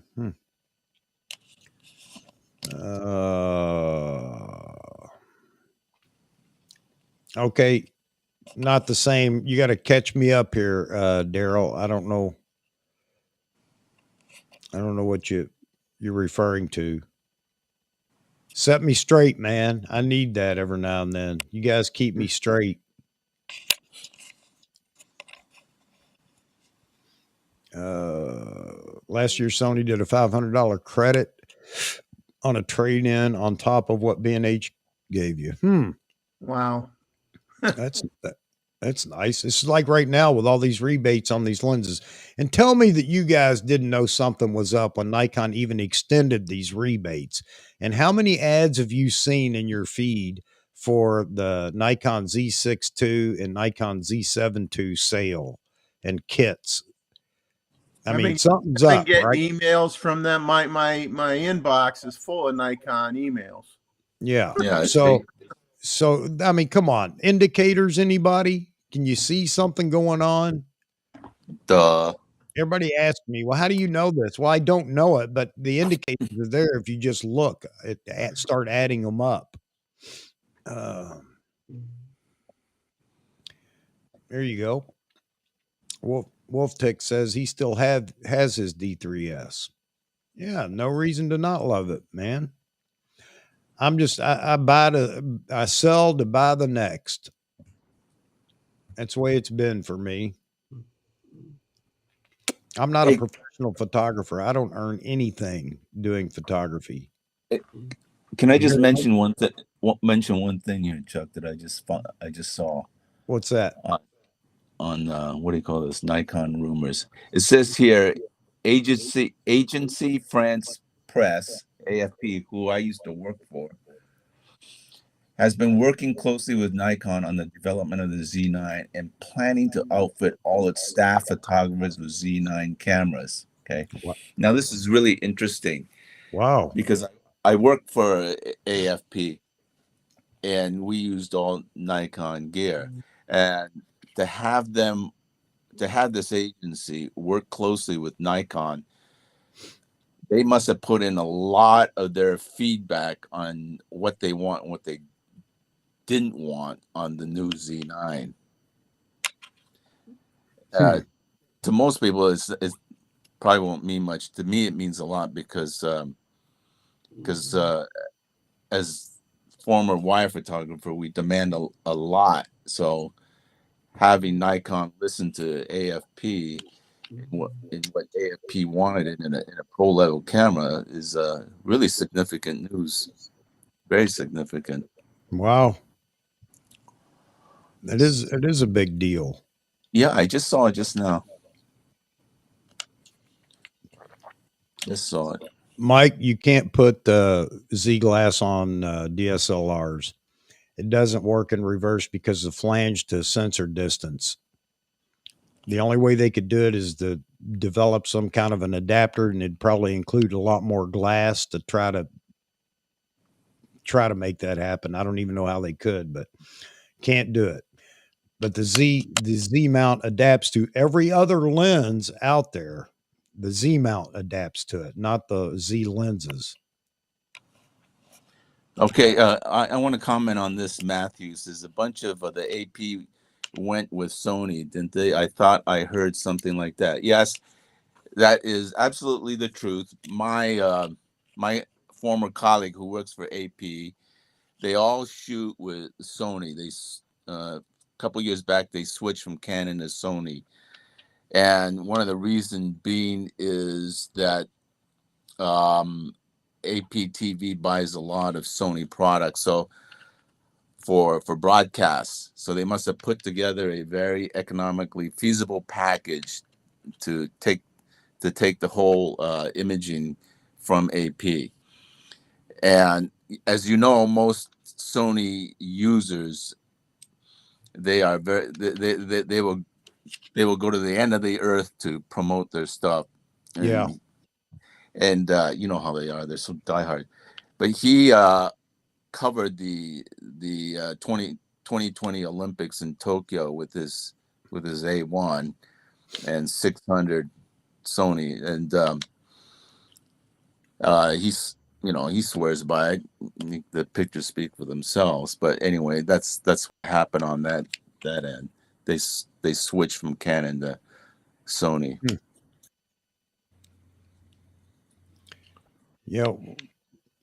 Nikon made that flange distance so shallow that Z lenses just won't work with anything else. Is anybody? Yeah, I don't think that you can adapt them to any other mount. No. Nikon keeps ringing my doorbell. You have the camera. You have the camera in your doorbell, though, right, Moms? Man, so you can see the Nikon logo on their back as they're running. Hey, Maz, man, you just reminded me of something. All the spam that we'll wind up getting in the chat here before long. Maybe that's Nikon that's doing that to me, dropping all the spam in the chat.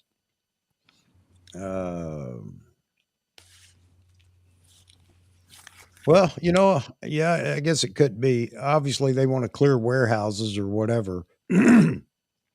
So, I don't know, Greg. To me, it meant, hey, we're getting ready to do something else, and we're just going to try to unload some of the inventory right now before we announce anything else. Good move. I don't know, Mike. I don't know if they care. It sounds harsh, but I don't even.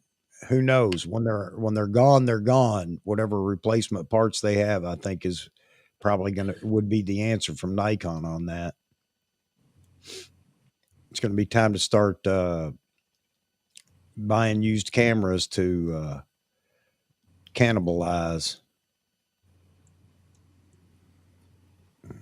Hey, Greg, I'm going to shoot the Ospreys this Friday, 4 hours on a boat in the morning. So this will be where the young ones should be tall enough where I can get them, half their body sticking up out of the nest. That was the plan. I went and looked back at photos I did a few years ago to get an idea of when they would be big enough. So we're taking off Friday morning for 4 hours on a pontoon boat with 4 photographers and 2 spouses. Hey, Jeff, let me ask you, when you shoot these Ospreys, what setting are you going to use to be able to catch these fellows, in flight and diving into the water? Well, I've got my back button autofocus set up for wide area large, and then I have my regular shutter release button set for 3D tracking. So I grab onto it with the wide area large, and then once it picks up on the bird, then I switch to 3D. And then your exposure setting, what do you do? What do you set it to? Manual? Well, yeah, well, I shoot in manual mode, but I use auto ISO. Oh. So I can set my f-stop to whatever I want. I can set my shutter speed to whatever I want, and I just let the ISO be whatever it's going to be. I mean, I keep an eye on it so it doesn't get too high, but I don't really have a problem with that. And uses what kind of lens do you use? Use the 500 PF. 500 PF. All right, we're an hour and a half in. That means it's my time to go take a leak. Sorry, I'm finally drinking some coffee because I've been drinking so much water, and now all of it's catching up with me. I'll be right back, gentlemen. But yeah, I find that if you're looking at a bird of prey, that if you want to be guaranteed that it's like tack sharp, no motion blur at all, you're going to shoot at like 1/3200th of a second. You could probably get away with 2500th of a second. Sometimes I'll shoot lower than that because I might want the edges of the wings to be a little blurry to show the action a little bit more. So I do it both ways. Sometimes I like to freeze it and have everything tack sharp. Sometimes I like to have a little bit of motion blur, but the head and the eye are always tack sharp. Because yesterday I went out and used my Z9 with the 100-400, and I'm not a very good bird photographer, but I wanted to do this bird in flight, and I just had the hardest time trying to get the setting right so the little square would stick to the bird. Well, that's the problem is with I don't know if I want to say problem. It might be a little harsh.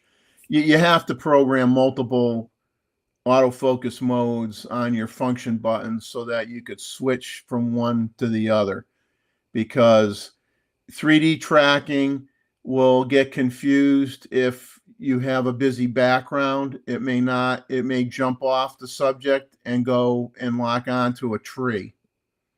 If the bird's in flight, though, if the bird is in the sky, it'll follow it to the end of the universe in 3D tracking mode if it's in the sky and you don't have anything in the background. So if you have a bird that's flying over your head, it's in the sky and it's got a fish in its talons, you could track that thing for a long, long time. But the minute you hit a tree line, it may lose it. You may get some out of focus shots, and then you have to reacquire it using a different mode, because you're not going to be able to use the 3D tracking when it's in the branches. You're going to have to either use, you could try using one of the wide area modes or one of the custom modes that you can now do, or sometimes I'll just, if it's landed in a tree, I'll just switch to single point autofocus, and I'll do it the old fashioned way. I'll just nail it with a single point right on the eye.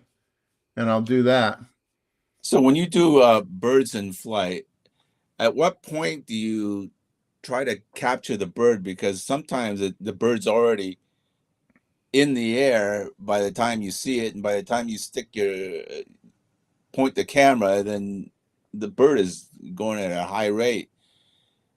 I try to get it. I try to look ahead, like look far out and see if there's anything coming towards me that may have a fish, or sometimes even without a fish. If it's coming towards me, I may lock onto it with the wide area large, and then as it gets closer, decide if it's something that I really want to take a picture of.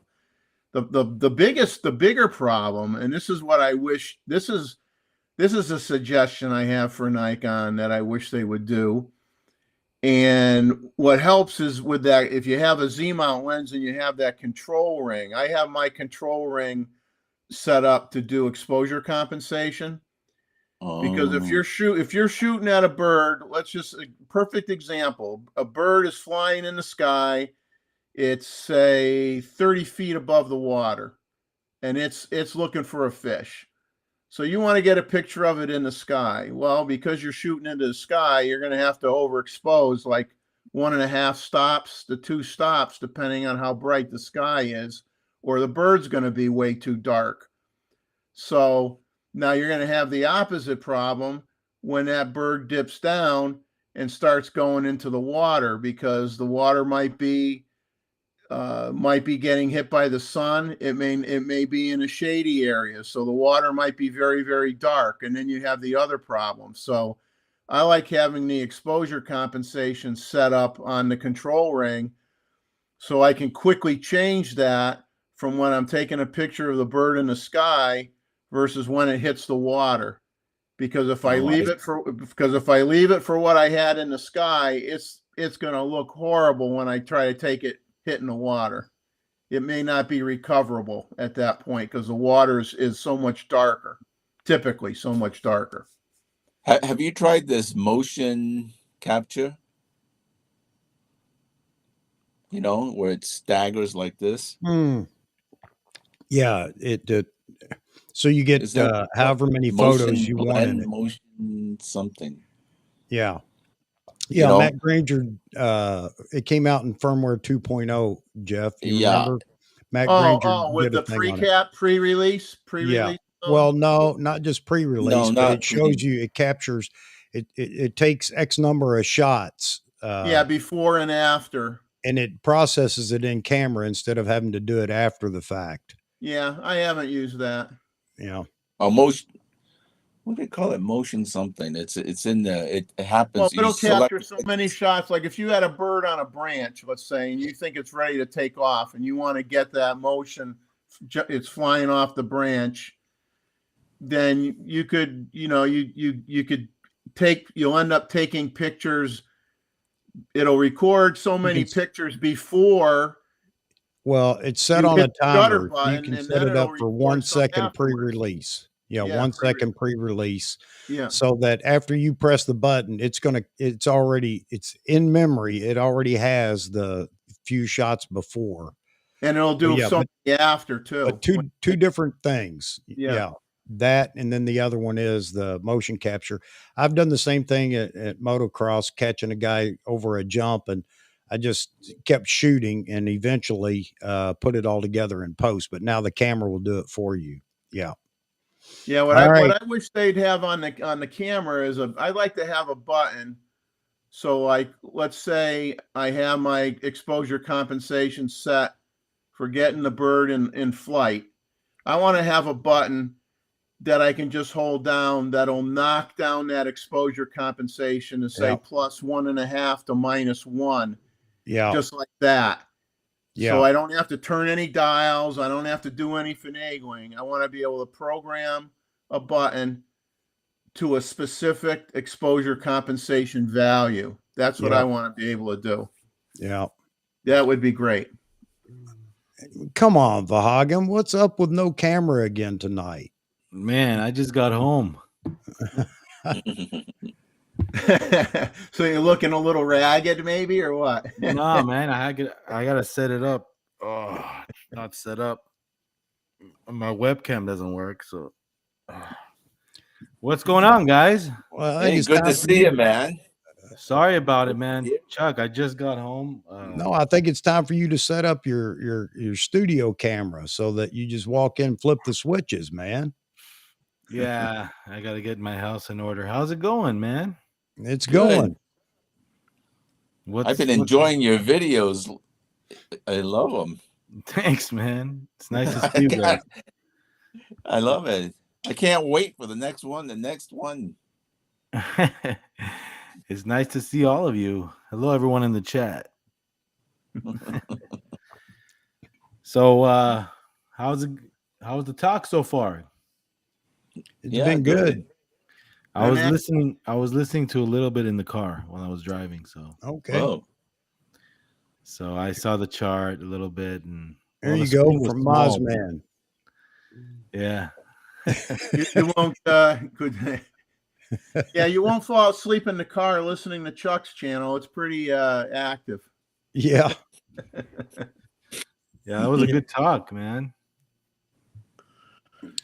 no, I was just watching your video with your interview with Bayou Josh, and I thought it was very interesting because he was so itchy and he couldn't wait, so he decided to get the Sony, which I understand. So it reminded me of an old movie with Robert De Niro, in which he says, "All good things happen to those who wait." Yeah, that was definitely an interesting talk. You know, it was a cool talk. I had fun, Chuck. What's going on? Hey, nice shirt, Chuck. Oh, thanks. I like that. Here you go. Michael says, teach me this summer about photography. I want to learn from the best in the West. I'm far from the best in the West, but sure. See, Chuck dresses up like a professional. I come on his show looking like I just raked the grass. Hey, I don't really have a choice. My wife makes sure that she says, you're not going to go in there and get in front of a camera looking like that, are you? I said, Are you? So I wanted to ask Vaughan, when you do your weddings, right? Yeah. It seems like you do both stills and video, correct? No, just stills. Oh, just stills. Yeah, I don't do no video. I thought you did the video on that. It looked like a bachelorette party. You did that, right? I did it for the review, but I don't do video for the client. Oh, you don't do. No. Oh, I thought you did both. Yeah, for the review. Oh, I see. Is it something that you decide that you don't want to do both, or either or? I don't want to mess with video, man. Honestly, Is it for event work? For event work, you know, video looks nice. It seems like you really got it nailed. Yeah, I used to do video. Oh, no wonder. 20 years ago. So you got a great storyline and all the shots and the B-roll looks beautiful. But I was just wondering how you do both, man. Yeah, nah, I love doing video, man. I give the guys the footage afterwards. I go, here you go, man. You need some 4K 120 slow motion stuff. They go, sure. So, but I used to remember the VHS days and camcorders. I used to do wedding videos when during those times. But there you go. Michael says he'll be your second camera and shoot videos for the weddings you shoot. I'll shoot the video for your wedding. All right. Yeah, man. But no, I don't mess with video. It's too much work, man. Too much work. I thought you had a production team in which you. I do. They work for me, but they produce the video for the client. Oh, so that's their gig. It's not.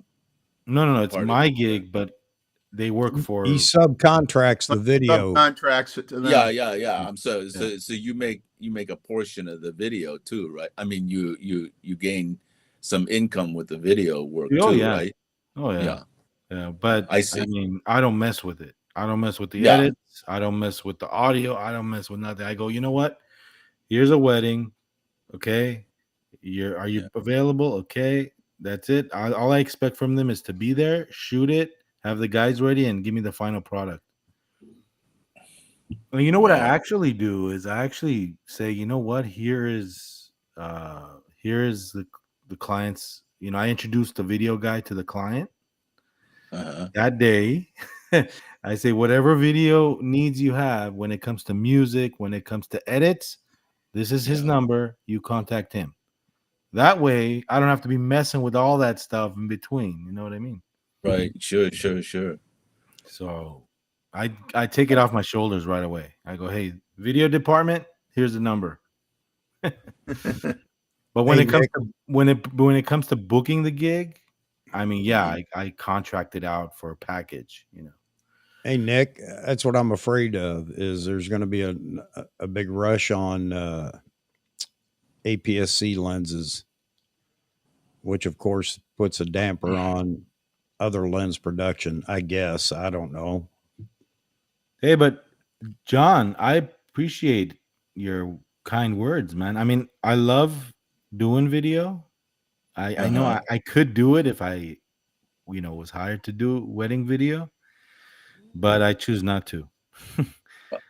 Oh It's- yeah, that I understand. It's just yeah, that your work is you know, like I really enjoyed that one with the your latest one with the bachelorette party and with the girls and having such a the, good time. the bridal shower.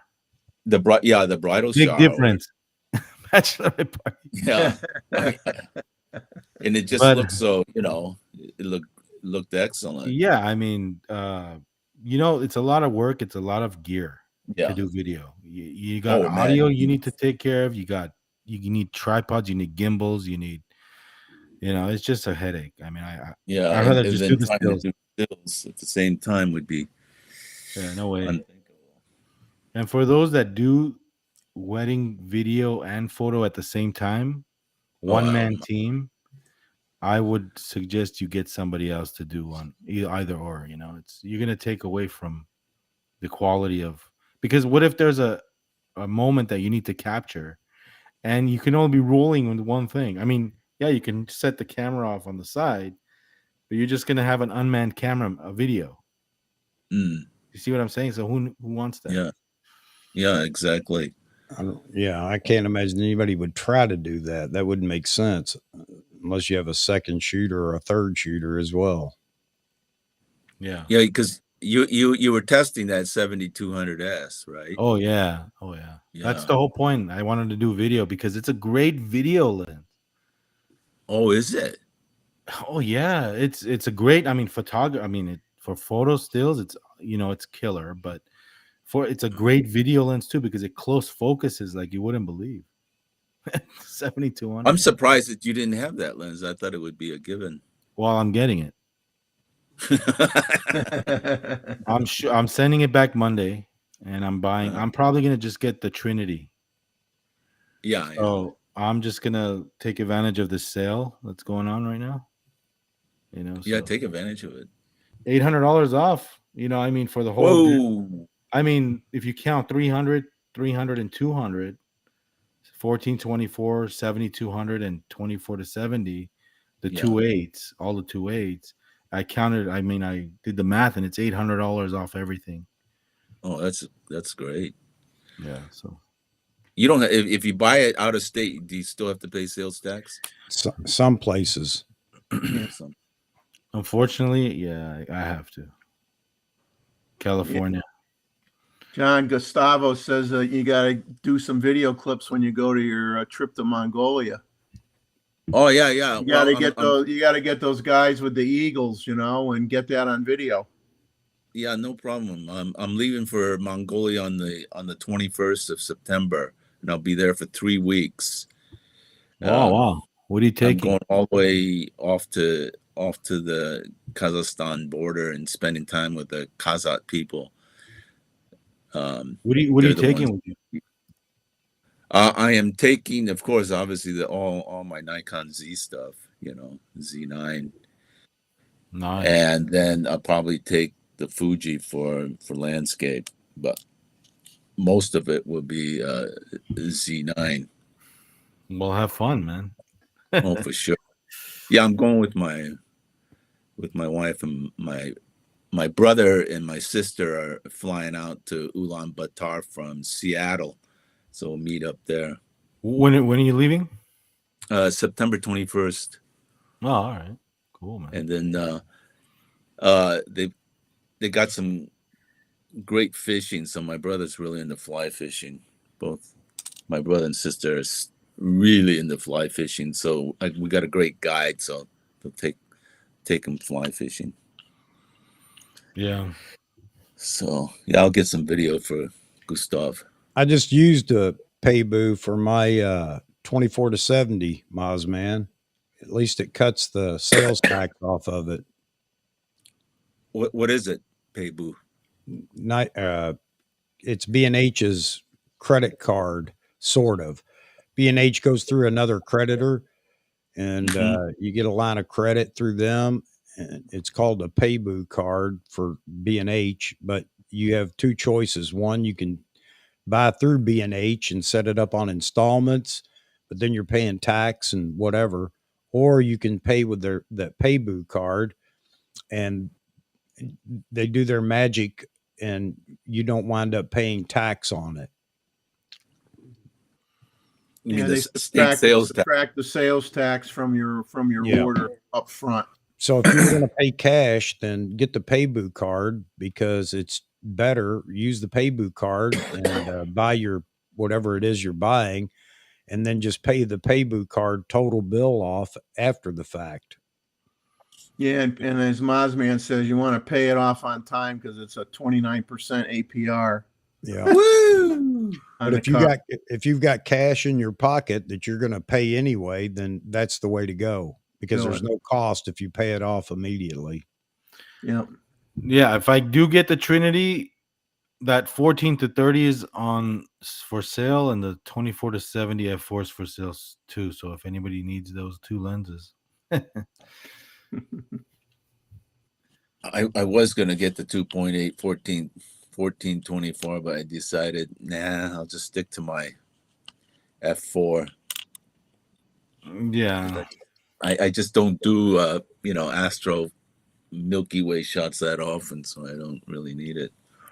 Yeah, Moz, man, I've used the Paybu card before they switched banks, and that's exactly what I did. If I had the money and I was ready to buy the lens or camera or whatever it is I'm buying, I just buy it with the card, and then as soon as it was posted on the bank account, the Paybu card, I just pay it off. Well, you better pay it off. Yeah. That lens is going to cost you more than the tax if you keep, pay minimum payments. Yeah, well, that's why I said if I had the cash, I would buy it through the Paybu card and save the tax and then just pay it off. I was going to do that to begin with, but it would have cost me tax if I didn't use the Paybu. So yeah, you're but right. you're disciplined when it comes to that. There's people that charge it. Well, I'm not here to manage anybody's finances. They have to be a big boy or big girl and do it on their own. Right, Jeffrey. There's moments where you charge it, right? And then the bill comes. Oh, well, something else comes up. Well, you know what? This can wait. We get that's up to individuals. I'm not a financial I try counselor. very hard to pay it off every month. And and like right now I'm in that mode now where I am paying payments on my Mac Studio computer. I paid off the monitor, but I'm still paying on the computer. But that's not bad because it's no interest. As long as I make the minimum payment, I'm not paying any interest. So there you go. Good. It's not a big deal. So I don't mind that. But in terms of buying any major gear purchases, I'm not planning on much of anything for a couple months anyway. So for instance, on the 24 to 70, I saved $126 in taxes. Yeah, and you saved $300 on the sale too. Plus the rebate. Yeah, you're right. So I got the lens for $19.96. There it is, right there. Space people. 22, 2, and 23. Yeah, that makes sense. So, how much is the sales tax in California? Don't ask, man. Really? Yeah. Guess. Take a guess. 10%? More. Where I'm at, 10.25. Oh my God. Yeah. It's city based. So like let's say like Mozman lives in Orange County and his tax is like 7.75. But that's crazy, man. We're getting hosed out here for everything. You know how much gas is? No. I saw $8 a gallon today. No. Shit. Yeah. I better not tell you how much I pay for gas. I pay $2. Wow. $1.99. That's another conversation we need to get into one night on here is how is all this inflation hurting all you working photographers? It's hurting. God. You know, Oh, for vlogging, who's got to travel? Oh my God. I have, I have like a few weddings later on this year in San Francisco area, and I have to drive. I mean, that's like a full tank and a half of gas just one way. That's like what, over $200 one way. You know what I mean? Isn't it cheaper to fly? Yeah, but when you have like, you want your car there, you know what I mean? It's just like you got to fly out like 4 guys. Oh, then you can't. You see what I mean? So, John, tell everybody where you live. I live in Malaysia, so all the if it's 95 octane fuel, the government subsidizes it. If it's over 95, 97 octane, then you pay rack price. yeah. So, at least Chuck's getting a state. What are they doing over at your state? They're cutting the taxes. They dropped the state gasoline sales tax, or they lowered it or something. Yeah, I think to that give was us a break. the highest in the country, I think, most of the time. Who? Yeah. Connecticut used to have the highest gas tax in the country. No, dude. Really? California's way higher. California's way higher. California's the worst, and we're not getting any relief. So, Yeah, but this is going to digress into a political discussion. So let's curb this. This will Hey, get out of hand I'll fast. give you guys something to laugh about a little bit. So instead of buying a new camera, I bought a couple of old cameras. Real old cameras. Well, pretty old cameras. You guys ever hear of a camera that was nicknamed the Brick? No. Yeah. The old Argus C3 rangefinder. I bought one of those used on eBay the other day. I should be getting that next week. Cool. And then I bought Minolta's first rangefinder camera, small camera, the ALF, which was back in 1967. So I bought one of those too. nice. So I used to have hundreds of cameras in a camera collection, and between all the moving that I had to do, I sold the whole bunch of them. I just sold pretty much all of them. So I said to myself, every once in a while now, I'm gonna look and pick up an old camera, and I'll try to find one and write to the person selling it and try to get ones that are functional, that work, so that I could put in a roll of 120 film and You won't need your Z9 anymore because that takes perfectly good pictures. and try it out.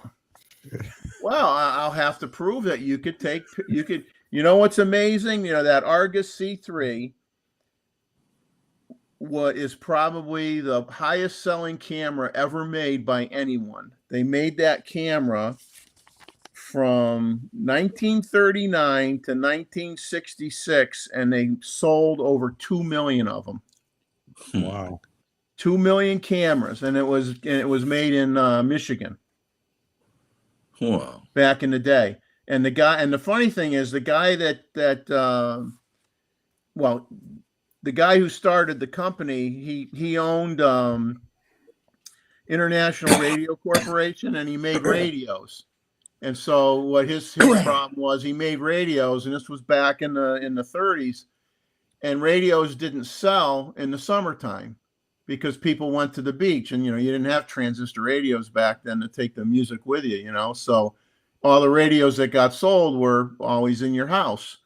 So he said, gee, I don't want to lay people off. I want to keep people busy. I got to find something else I can manufacture to keep my people busy. So he created a subsidiary of Argus Camera, and created a camera company, and he hired a guy to design the camera brand, the cameras that were in that brand, and he kept his employees working.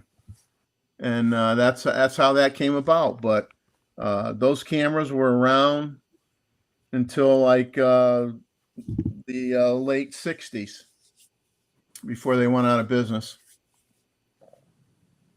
Wow, amazing.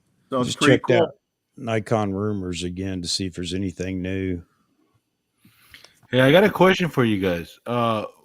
Would you guys listen to photography audio podcasts No, at all? No. no. Okay. How about people in the chat?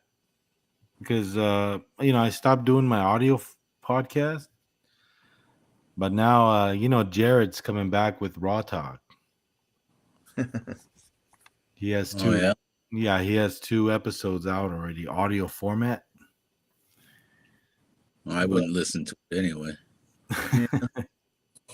I can't keep up with the YouTube content. I don't even watch his channel. Listening. Yeah. Yeah. Yeah, he's selling. He's sponsored by mattress companies now. Yeah, I saw that. Is that because his content puts people to sleep?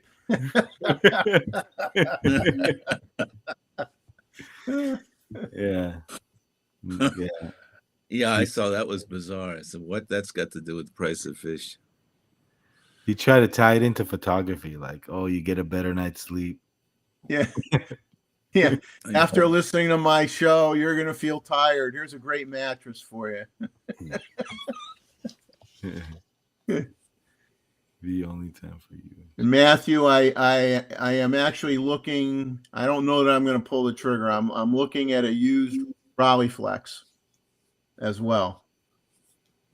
So haven't pulled the trigger on it yet, though. My friend has a Yashica. He has an old Yashica twin lens reflex, and he shoots black and white with it, and develops his own. Does the negatives and develops it himself. So that's Vahagan, great. That's what I started, Jeff. I started with a Yashica twin lens reflex in high school. Yeah. Absolutely. Great stuff. Yep. here you go, Vahagan. You haven't seen this yet. This is what the conversation was about. This Nikon just put this out. Wow, you see it here first, huh, Chuck? Yeah, see it here first. Nikon Chuck. Let's see. 45 megapixels on the Z8. I'd go a little higher on that. Everything else looks good. Yeah. The Z6 III is a little too high, no? Are you adjusting for inflation? No, I'm adjusting to what I think Nikon would do. Yeah. What about the processor in the APS-C Pro? What do you think? XP 7. Okay. I don't see any reason to go back to the XP 6. Well, I'm liking the Z8. I'd probably just get a Z8, and I mean, for me, that is Right. me. I wouldn't even consider the other 3 cameras, but Right. But that's just me. That's my no, I needs. know. That's just you're right, and I think it's what it does. Is it would allow everybody to pick and choose whatever their forte is.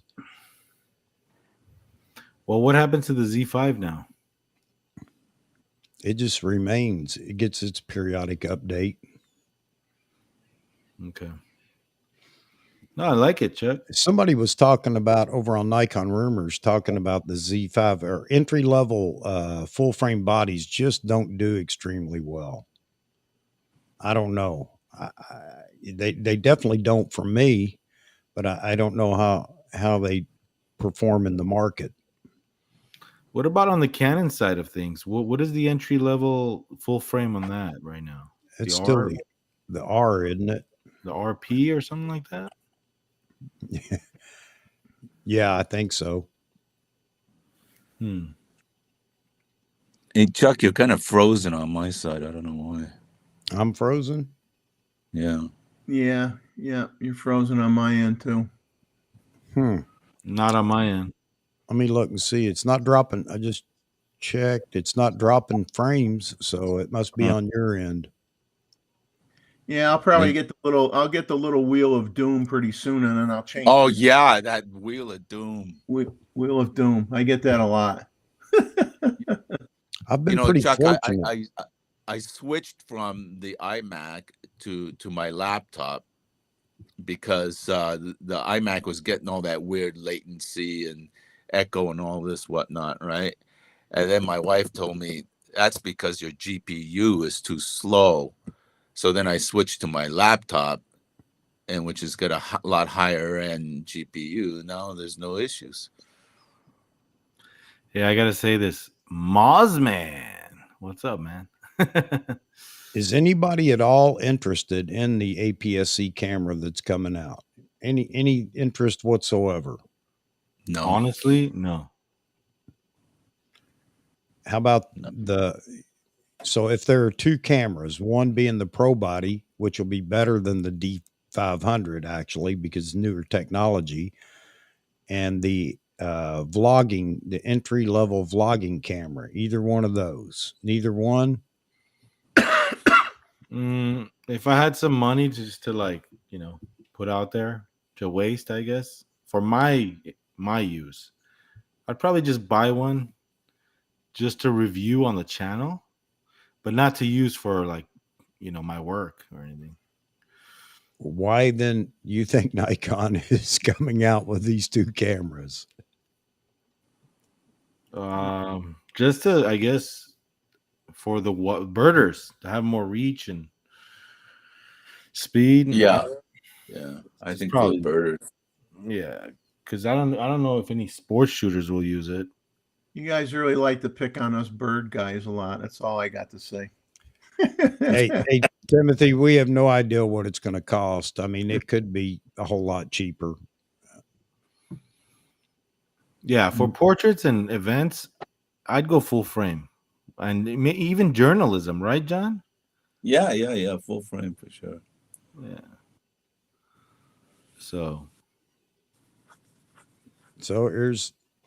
there are people that have the Z50. So anybody interested in again, offerings or whatever they are from Nikon? I'm just trying to get a feel for why Nikon chose to go down this path.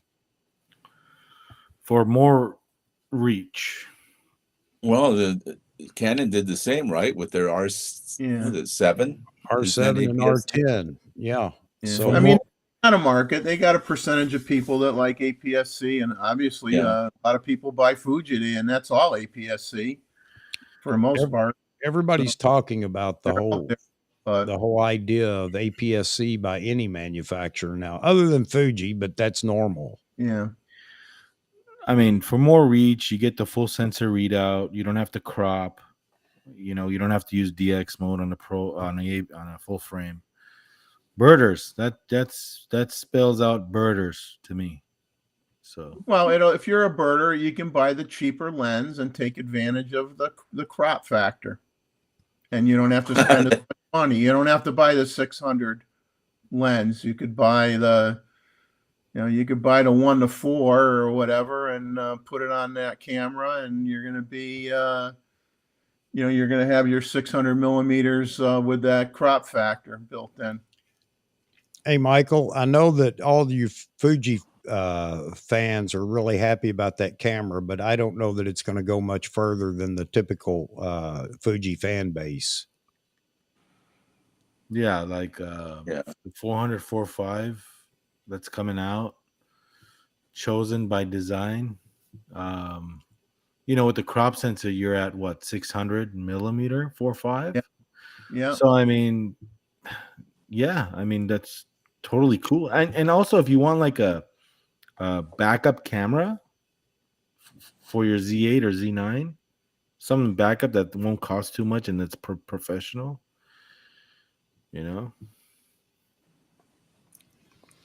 Yeah.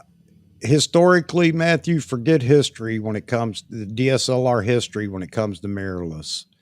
I think a lot of people are finally figuring that out. Don't go by what was in the DSLR market. It may have sold extremely well, but that was DSLRs. We're in a completely different time.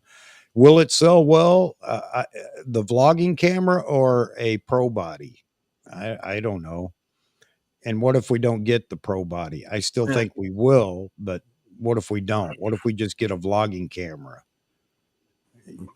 See, Nikon doesn't have a great reputation again, guys. Remember, Nikon's been kicked down the street by every influencer there is. So how many people are going to say, oh, now I'm willing to invest in Nikon to get this little vlogging camera? Yeah.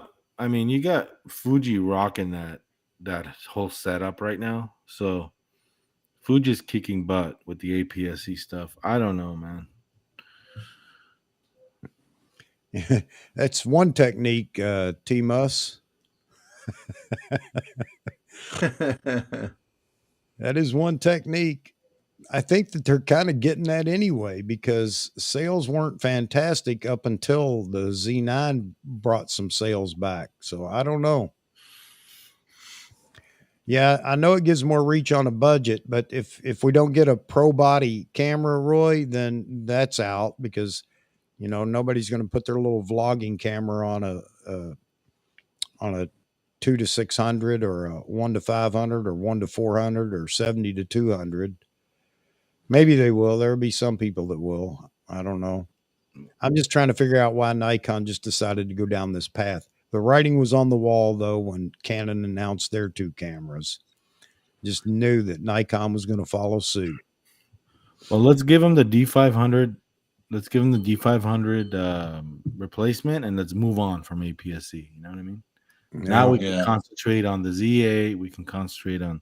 So there still is that possible option out there that it's going to be a full frame, another camera, and it'll be a full frame camera. So I don't know. I don't really know why they would do a Z30, because the Z50 is a vlogging camera. It's got the vlogger LCD built in, and if you needed to improve the video on it, then you could have just done a Z50 too. The ZFC has a flippy screen, not the Z50. No, I'm on. Well, it says the fully articulating screen. Flip under selfie / vlogger LCD. It says, but it's different. That Nikon got beat to death over that as well. And then the very angle LCD is on the ZFC. Yeah. And that one's and that one's only it's $100 more than the Z50. Yeah. Hey, folks, if you don't mind, would everybody drop a like? Got quite a few people in here. It keeps me motivated. It makes me happy. Sure. Yeah, man. So I don't know. How do you guys feel about what are they going to put in for the thing? Will be what are they put in for the video capabilities of the Z30? And then will those video capabilities be better than what's in the ZFC or the Z50? They got to be careful. Yeah. Well, that's the other thing, is the cripple hammer going to rear its ugly hand in Nikon too. The whole point about Nikon coming out with new bodies is to round out everything underneath the Z9 with all the new tech. When I say all the new tech, I'm not saying build a Z9 and a flippy screen vlogging camera, but AF has got to follow. Every new camera that comes out has to have the latest AF, because every manufacturer is doing that. And I'm not talking about historic bodies they have. I'm talking about what's new that's coming out. Yeah. Here's Timothy. If no pro body, I'll look at Canon. So here's the thing, guys. I think that I don't know what all is going to be announced in this, in the next few weeks, whether it's going to be 2 cameras or not. I think that it will. I think one of them will be a pro build APS-C camera. I could be completely wrong, and I agree with Con talking with them on their live stream yesterday.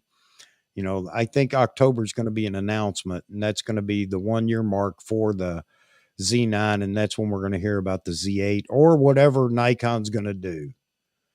You know, the next full frame body, whether it's an upgrade to the Z7 or the Z6 or a new body, the Z8. But I believe that we'll hear about it in October. Unless Nikon's got a secret going on right now. You know, nobody knows anything about a second body. That's what's pretty interesting. 2 cameras were registered. Only thing we know about, or anybody's getting any leaked information about, is the Z30 or whatever it's going to be called. So it's going to be interesting. But again, back to, this is Nikon, you know, who knows?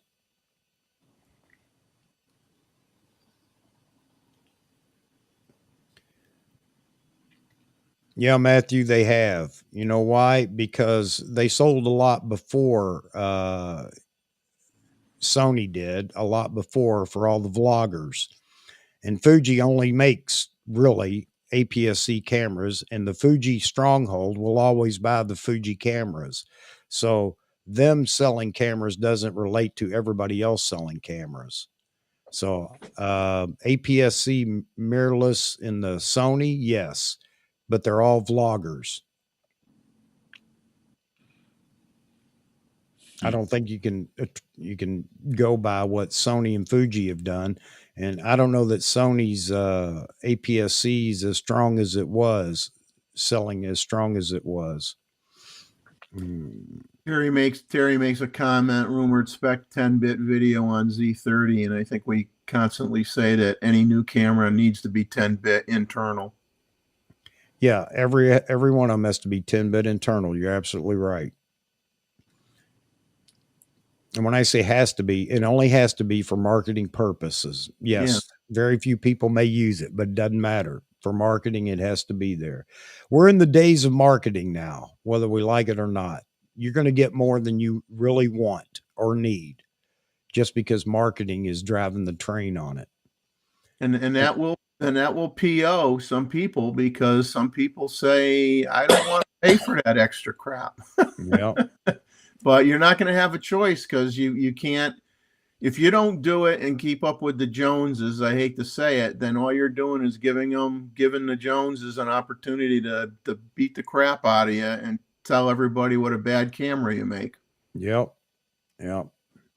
I don't know how APS-C is done. I don't know if it's done extremely well. It obviously hasn't for Nikon, and you can't count the ZFC. It's a niche camera. It's not your typical APS-C.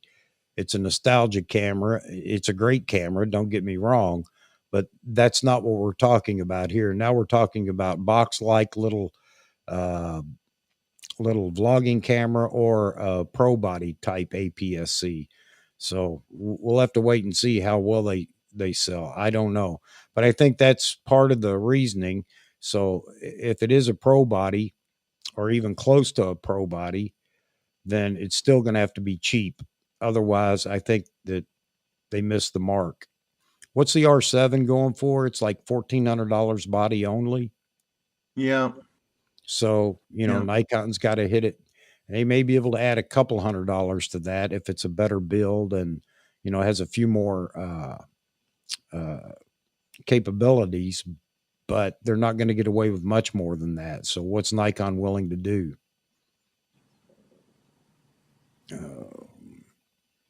And I agree with you, Roy. I do too. I like to carry, I don't carry a backup camera. It can be a backup camera, but I like to carry 2 cameras because I want 2 focal lengths to be able to grab one or the other, especially out shooting events and things like that.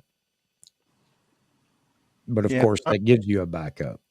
I'm shooting on the beach or shooting like, well, if you're doing dirt track racing, you don't want to be changing lenses with the dust cloud coming at you. So that's why you want to have 2 bodies with 2 different lenses so that you're not contaminating your camera. Well, yeah, that's just you're right, but I want it because I don't want to have to try to change lenses out there, not because of the dust, dirt, and everything else, just because I don't want to carry a bag of lenses around with me and lose the lens caps, because I'd be good at doing that. Hey, Mozman, Matt Granger did a shoot with a Nikon one. I don't know which version it was, but Nikon one on a 600 millimeter lens or something with a teleconverter in one of his older videos. It was pretty interesting. I think he got something like 1,500. Yeah, I think he got like 15 or 1,600 millimeter equivalent. Hey guys, I got to make a move because it's almost lunch here. All right, Mr. John, appreciate you being in here, man. Yeah, it's great. I won't be around for next couple of weeks, but I'll try to be on the YouTube watching because I'll be in Bali on next Sunday. Yeah. So I'll at least listen. At least I'll be able to listen. Okay. You know. Still got to stay in touch with us. Let us know how much fun you're having. Yeah. Hey, how do I share some pictures with you guys? Yeah. How do I do that? Share your screen. Just share my screen. Ask Diana. Oh, okay. There you go. That's right. She did. We miss her too. She needs to be on the show as well. Okay. Yeah. I'll ask her. But yeah. Just all you have to do is share your screen. Okay. Just set it up and have it all in queue, whatever photos you want to show, and then you can share your screen. And all I do is unlock it from this end once you're ready. Once you want to share. Oh, I see. Okay, that's cool. All right, you guys have a good time, man. All right. All right, John. Good to see you, man. Have fun. Okay. Have fun this afternoon. All right. All right. Tell your lovely wife we said hello. Okay. Thanks, guys. All right. Bye, Jeff. Vahagan, I don't know what happened. He just got cut off. I have no idea. Here you go. I'll throw your comment up there, Matthew. Yeah, you're right. And maybe not for us. You're right. But I think the only thing that intrigued me in the DX category was the D500. And I did shoot it for a while. I enjoyed shooting it, but, that didn't last. Greg, don't get bummed out, man. Nikon's going to make it. I'm going to give them a hard time, though, until they do. But I do believe by October, we're going to hear about a new body or a very big upgrade to one of the existing bodies. I'd rather hear another camera, but who knows? And Nikon knows that. They know they really need to do that. They've got to get this tech down into other bodies.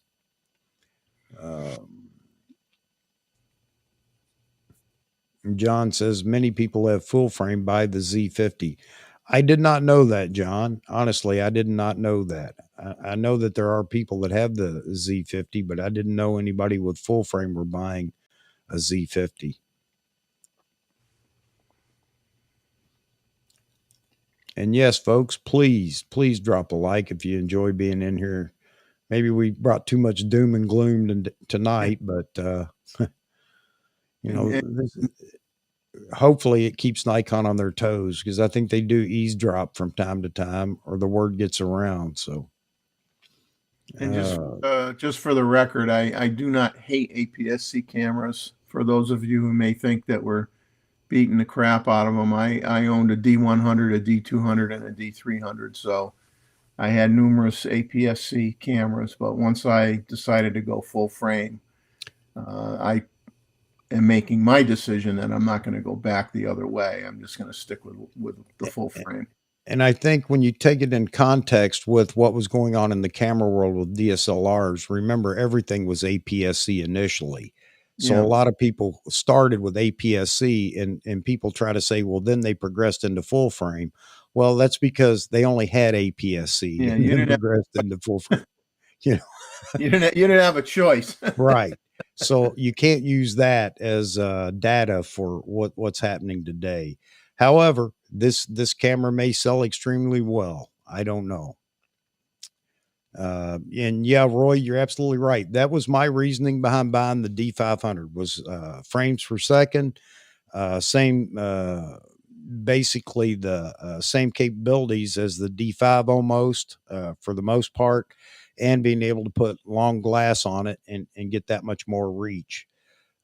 So yeah, and I know that's a reason people would buy an APS-C now too. Not a vlogging camera necessarily, but something else. Terry says maybe it's a Z52. You're absolutely right, Terry. We don't know yet. We have no idea. Could it be a big upgrade to the Z50? I don't know. And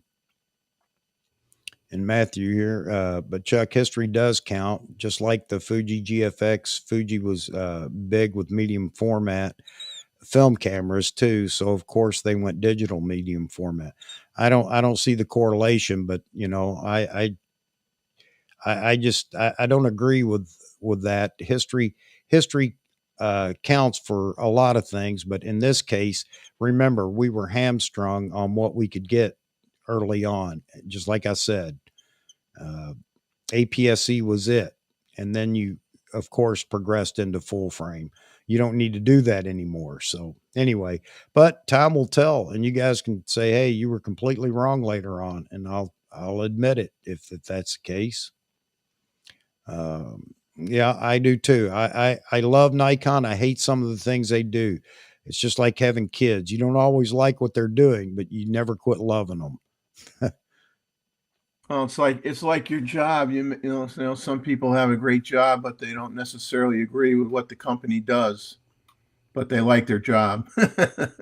Yeah. Terry, where was that at? I didn't see that. I don't remember seeing that over on Nikon Rumors unless they've added to the story now. But I don't remember seeing 10-bit video on the Z30. There's a lot of people talking about they have information, and a lot of it's contradicting each other. It's contradictory information. And Peter brought that up, talking about he's not seen this in a long time where all the information seems to be coming from everywhere. Everybody's got a source, but some of it's not matching up. And that's why he's hesitant to even speak about what it could be. So I don't know. I don't talk. I don't have a source. I just sit up here and run my cake hole, pie hole, whatever you want to call it, based on what I can see going on out there. And it's not always right, as I'll be the first to admit.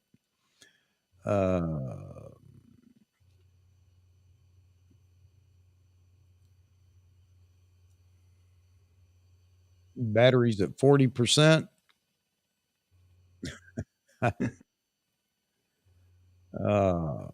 There you go. Chosen by design. See, I have an R3, sold my A1 and bought the Z6 II. I just used the Z6 II at a golf tournament, and the colors and sharpness coming out of the Z6 II was awesome. Had zero focus issues. Awesome camera. Thanks, Chosen by Design. Yeah, it is a nice camera. Could it use an upgrade? Yeah. And a lot of people were hoping for more with that 1.4 firmware update. And I think the firmware update on the Z6, the original Z6 and Z7 was a bigger leap forward than what they gave us on the Z6 II and Z7 II. But yeah, depending on how you use the cameras, you're right. However, you know, and don't take this the wrong way. Great camera, got it. I own a Z6 and a Z6 II, but marketing wasn't great for either camera because the influencers tore them up. Why? Because they wanted to. And Nikon's got a rebound from that. I know a lot of people argue with me and say, no, they don't. They can just keep doing what they're doing. No, I want them to actually continue to come back and be the big market share that they were once before. And I know they will, but you know what? They won't if people get complacent and don't say anything and let Nikon do what they want. And some will say, well, they're going to do what they want anyway. No, they're going to follow the market. Well, you know what's sad is the Z6, the original Z6 and Z7 got beat to death because they had one card slot. So now Canon comes out with the R10 that has one card slot. You hear anybody beating them up? No. Not well, the cricket. R10 doesn't even count though. And I said that I'll give them a pass on that one. The R10 is just the vlogging camera. I mean, let's face it, nobody's taking that to a wedding and shooting weddings, although somebody might try, but you know, that's not what that camera's for. So do you need backup? I don't know. So I'll give them a pass on that. And chances are real good this entry level vlogging camera Nikon announces will be the same way. And you know what? I don't care. But then again, I wasn't one that was going to die if I didn't have two car slots when Nikon announced the Z7 and the Z6. Like some people, you know, I'll never buy that camera. No, But no. then again, I'm not a pro shooting weddings or, you know, whatever. So Yeah, but of course, the most people that bought those cameras weren't working pros anyway. I agree with you 100%, Jeff. But if you remember at the But time, it's everybody marketing, was a pro. marketing, right? Yeah, It's all yeah. marketing. But I mean, at the time, everybody was a pro. Remember? Oh yeah, yeah. I'll never buy that. I could lose all my images and blah blah blah. What images you got? Oh, Hagen had some computer issues. Uh-oh. Brother, I hope you figure out what it was or is or whatever. Hey, Mike, I wanted to make a comment on this. You can get that camera earlier if you want. You just got to know what to do and you got to work at it. It's not just, hey, I'll sit back and wait until they're on stock on the shelves. No, there are ways to get the camera. Like I said, when the D800 came out, I called every authorized Nikon dealer. I didn't call all of them. I got a list of all of them. And I started going down the list and I found a D800 within the first week of announcement and nobody else could get it. And it's not because I'm special. It's just because I put in the effort to get that camera. And I did. I found one. I found a shop in Kentucky, believe it or not, of all places. Guy goes, yeah, I got one right here. He had no idea how much demand there was for it, I guess. I said, I want it. I did the same thing with the D4.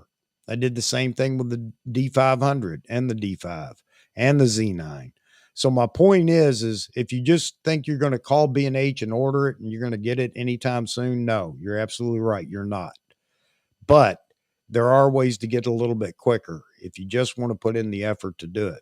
Shoot, Mozman just got one for Gustavo. Yeah. Just recently. You got to get on multiple. If you want it real bad, you got to get on the list, multiple lists with multiple dealers. And you can call dealers and talk to them. Some of them will actually talk to you and tell you, yeah, you know, I only got a couple of people left, and there you go. So, you know, it's if you're waiting for it to be on the shelf, you're right. You're going to be waiting a long time. Or if you want to get in the queue at B&H, forget it. You're going to be a long time. Even Adorama's ahead of B&H. Why? Because Adorama probably didn't sell as many of them as B&H did. But most people went the B&H route. Not you, maybe, but most people did. And B&H is the wrong. I learned that lesson a long time ago. I quit going to B&H for any high demand camera body and found my own way to get it. So, man, I hope the best if that's the route you want to go, but you can get it. 10-bit, give us 10-bit. Yep. You're absolutely right.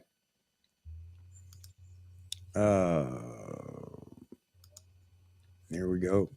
Matthew again. But Chuck, people talked about the Z30 over a year ago. It was the non-viewfinder body that's floating around. Yeah. And I think that's one of the images that Peter used over there. But again, I don't know what it is and what's coming or whatever. We're going to find out. I know somebody that does know, supposedly does know, but again, I'm not going to share anything. I didn't even ask him because I know he's keeping that to himself and he's going to drop that in a video himself. New 400. Good question. Yeah, I mean 4.5. There are already people that are grumbling over 4.5. I mean, are we absolutely certain, other than leaked specs, that it's going to be 4.5? I don't know, but it's going to be a PF lens, and we know that it has to be based on the size and everything else. How good is it going to be? I don't know. I would imagine it's going to be pretty daggone good, though, with a Z mount. Will that be announced at the same time? I think we're going to hear about it here in the next few weeks, just like the APSC body. Yeah, and I don't know why they'd be complaining about a 4.5. I mean, the 500 is a 5.6. Yeah. 500 F mount PF is a 5.6. It only makes sense that, it's not going to be like because an F4, but they're not going to get that in a PF. Because everybody wants, a 600 millimeter F4 for $1,500. Yeah. Yeah. And I understand that, but I mean, you got to be reasonable, but I don't know even if it is F 4.5, I don't think that's going to be such a terrible thing. No. Michael says Fuji makes medium format cameras that are freaking amazing, as well as APS-C. Yes. And where's all their full frame, Michael? So again, it's the Sony allegiance. It's the Sony fans that buy these cameras, except for the full frame. There are people from other brands that have bought the full frame, and they love the camera, or not the full frame, but the medium format, and they love it. Now you got to realize, though, that Fuji caters to a certain genre. I mean, I don't know. I have not run into, and I run into hundreds of photographers. I mean, I'm out shooting 2 or 3 days a week. Of course, I'm primarily nature, but I do shoot other things. And I rarely see anybody with a Fuji shooting. I don't see anyone with a Fuji shooting bird photography or sports. I mean, that's their autofocus system on the Fuji cameras is not at the same level that the Nikon or the Sony or the Canon cameras are. But they're typically being used for portraits and landscapes and street photography, and they're perfectly fine for that. And that's pretty much who they cater to. Michael, you need to talk to some Phase 1 Hasselblad shooters about that. I don't think that's the case at all. So the only thing on the market is the GFX series, other than medium format manufacturers. And I don't know that they would agree with that. And it's not an absolute medium format body either, is it? But it's a larger sensor, no doubt about it. We call it medium format, or they call it medium format. Great camera, don't get me wrong, but I don't think it's the greatest medium format camera out there. And there are others in here, a few others that own the Hasselblad, and they can talk to you about it. I think it's a great camera, though. Even Seth likes his GFX body, and he's a big Nikon shooter, Seth Miranda. It's probably obviously it's the best in that price point, because there's nothing else in that price point. Yes, absolutely. There you go. That's why it gets all the attention. But yeah, I just remember years ago, you'd be looking at even when Hasselblad went digital, and I think originally they had 30 megapixel digital medium format cameras, and they were like $30,000. Yeah. Back in the day, as they say, and they were very expensive. Yeah, and again, I'm not bashing the GFX at all, but let's be honest here. They're not the only game in town. They're just the cheapest game in town. Yeah.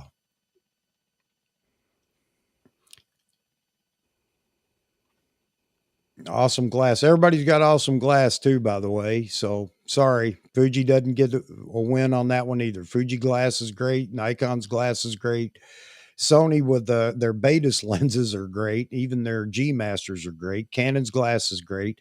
And I'm not going to go down the path of trying to say any one's better than the other. So, I know everybody that's brand loyal wants to say their glass is best, but that's not the case.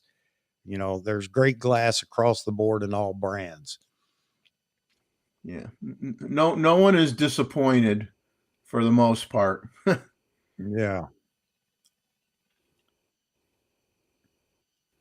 Yeah, there you go.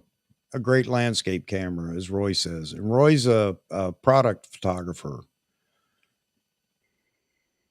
And I'm not saying that Roy is the end all for, the whole thing, but, and again, don't think I'm knocking the GFX. I'm not, but a lot of people put a lot of stock thinking because they're Fuji shooters that it's the greatest thing that's ever been delivered. And I'm sorry, it's a great camera, but, and you need to check out Seth Miranda. He just did a video. I haven't watched it. He just did it over the last couple of weeks. What I hate and love about my GFX. I probably ought to go watch it too. And I've heard a lot of people, here you go, so John Young saying GFX 50s. I would like one also. Where do you buy your used stuff? I have not seen the prices you were talking about for those cameras. And I've heard a lot of people say that bought into the GFX cameras that they like the 50 better. I don't know why. Anybody know? Mr. Vahag, man, I hate the fact that your computer's down, man. You can't jump in here with us. Robert, I'll just tell you that typically you're asking if the 400 prime, the 400 PF would be sharper than the 100 to 400. Well, with any zoom, typically the weak part of a zoom is at the low end and at the long end. And 100 millimeter prime is going to be sharper than a zoom at 100 millimeters, and a 400 millimeter prime is going to be typically sharper than the zoom at 400 millimeters. That's the way it goes. Especially edge to edge. Edge to edge, yeah. Yeah. John, you taking off, buddy? Sorry I missed that comment, but then again, I'm up here running my pie hole, trying to keep moving down through the comments here.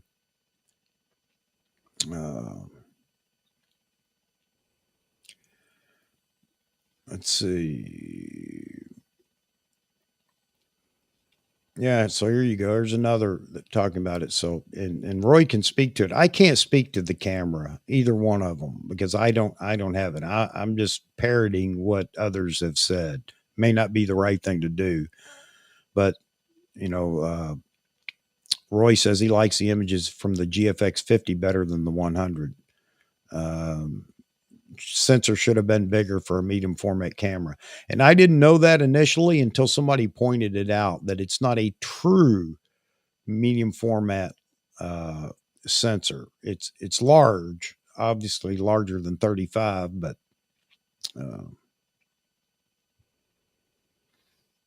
all right, let me see.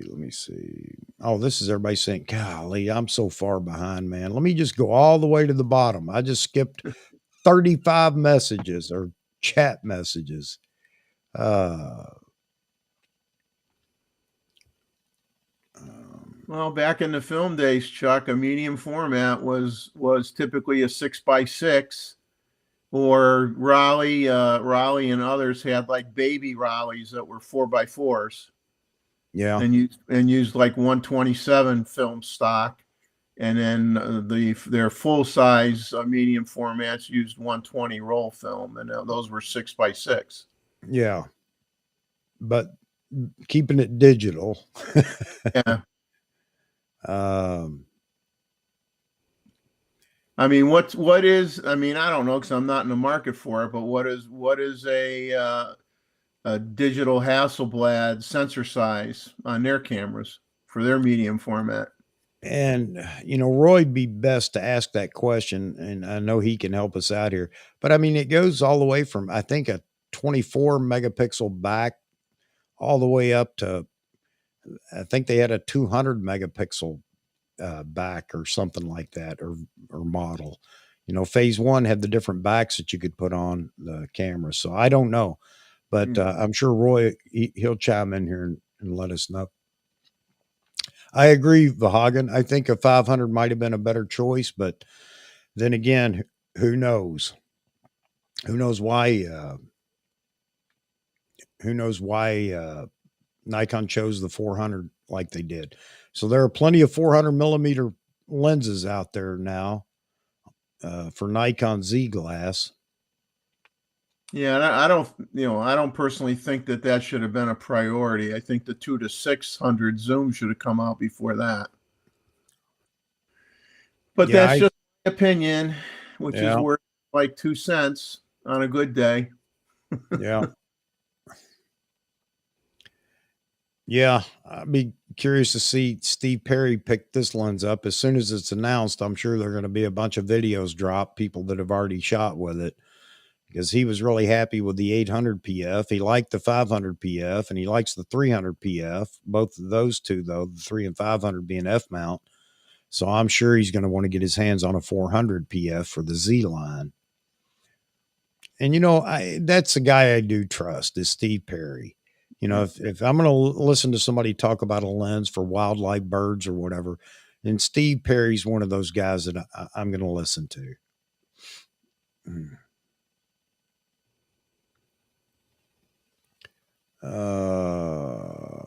I mean, personally, to me, 400 is on the verge of being too short for birds. Yeah. It's not for birds in flight anyway, or birds that are on the other side of a pond or whatever. You got to have 500 or better. If 1 to 4 a zoom, 1 to 4 is good. Like if you're on the beach and you got shorebirds and you're laying on the sand and you're pretty close to them, then 1 to 4 is good. Or if they're at the edge of a pond and you're like within 25 feet of them, then that lens is good. But if you're talking about birds that are out in a tree way over there or flying in or whatever, you need longer than 400. No, yeah, you're absolutely right. But like Terry said, 400's about bragging rights, gets lots of attention. I agree. The 800 that Canon put out, the F11 800, Simon over at Ordinary Filmmaker, he's got that. I think he's getting ready to sell that lens. But I mean, he'll tell you, it's a good lens, but would they like to have had the 800 that Nikon built? Yeah, absolutely. Is there the 800 F11 Canon cheaper? Yeah, it is cheaper, but it's one of those things I think a lot of people would have paid the extra price. Nikon hit the sweet spot on that 800 millimeter lens and made it work. So I can't afford it. I'm not buying it, but would I like to have it? You betcha I would. Not that Yeah. I'd use it every day, but I'd love to have it. And he was only using that 800 mostly for static things like shooting the moon and stuff like that. He wasn't, you can't really use that for anything moving fast. It's not Right. a focusing lens. But I mean, he said it's a But good lens. it was a fun lens for just quirky stuff. Yeah. We need the 85 1.2 and the 2 to 600 before all that. I agree with you, Vahagan. Yeah. How many people are waiting on that 2 to 600? And now, is this a case of they don't want to cut or rob sales from the other lenses? I mean, you're talking about a huge difference in lenses. Is it going to steal from the 1 to 400? And why do we have a 1 to 400 if we're going to get a 200 to 600? I guess just for variety, because you can pick and choose whatever focal length you want.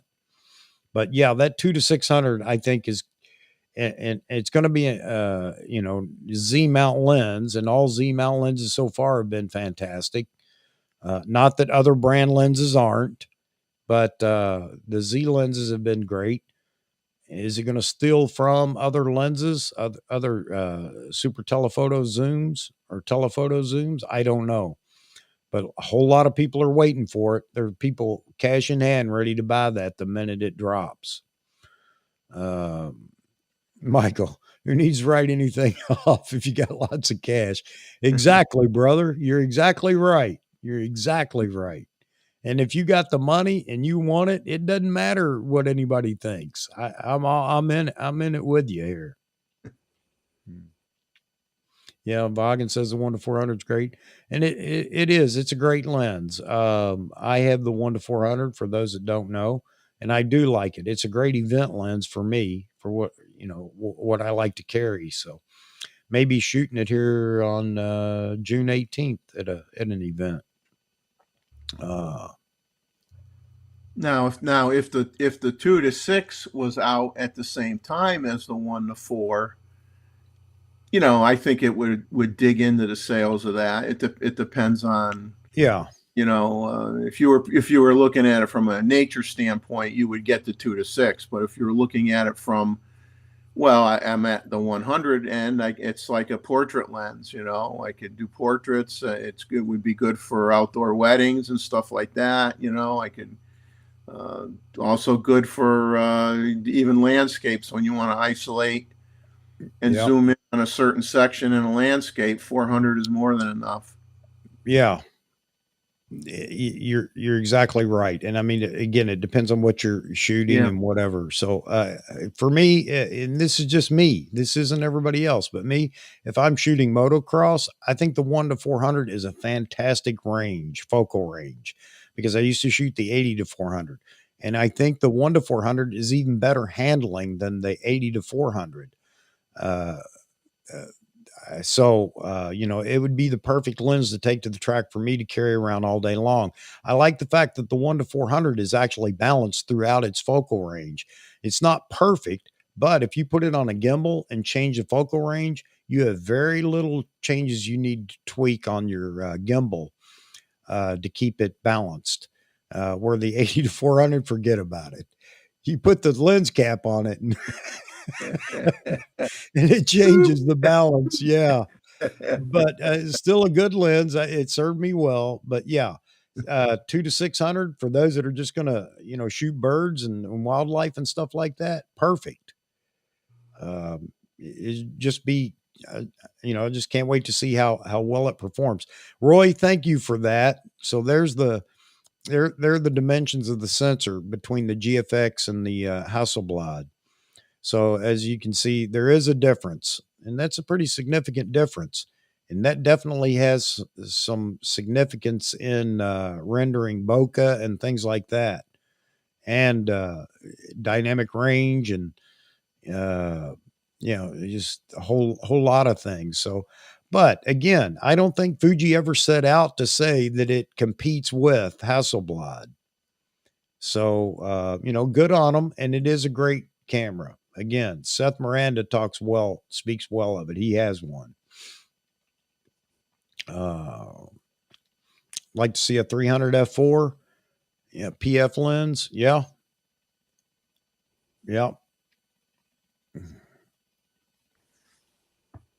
Oh, now I know what we're talking about over here. A Nikon 1 that's on eBay. I think that's what we're talking about. I almost bought one of those too, Moz, man, a while back. I just wanted one to kick around with and connect to my 400 2.8 after I watched Matt Granger. I thought, well, let me go see how cheap these things are on eBay. I might have to pick one up just to do that.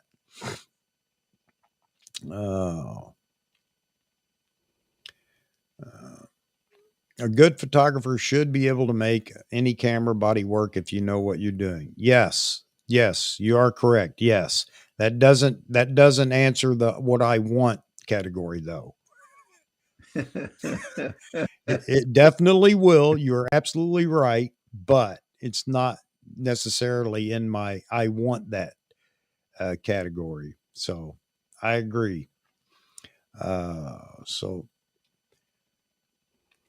So Roy's talking about he has a digital backs from 40 to 400 megapixel. Wow. Wow. Man, that's something else. Man, I'd hate to process those photos. 400 megapixel. I'm sure you're going to let us know, Roy. I still remember years ago when Kodak had the digital backs that went on the Nikon bodies. Yeah. That was a time ago, but Kodak made the digital backs for the Nikon. You got to wonder why, bad whatever business for Kodak. I mean, they were at the beginning of the digital era, the developers in the digital era. And Yeah, when Terry. you look at old cameras, you would be blown away how many different Kodak cameras were made Yeah. over the years. I mean, they made more Yeah. cameras than anybody. Yeah. They just, I don't know. I don't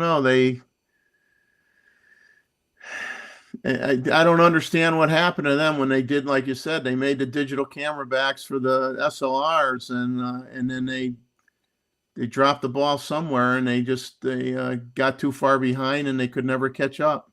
I don't know. I mean, come on. You know, I don't know what they did, whether they didn't believe in it, and that Yeah. has been the case with some companies in the past, no, it'll never take off. Well, they probably Bam. didn't want it to happen because they didn't want to lose their film business. That's possible. And then they wound up giving up most of that. Yeah. Yeah. So, hey, Robert, eventually, the 400 PF is coming out, or at least the latest rumors are the 400 PF is going to be out here in the next few weeks. That's what we were talking about. It's rumored to be have an aperture of 4.5. It's strange, I know, but anyway. And then the 600 PF is another lens that I know everybody would like to see. And that's on the roadmap too. Well, we don't know that it's a PF, but based on size or dimensions compared to other lenses, I think everybody's determined that it'll be a PF lens. Or I don't know, maybe it isn't. I can't remember. I thought there were two 600s on there. Maybe I'm thinking the 400.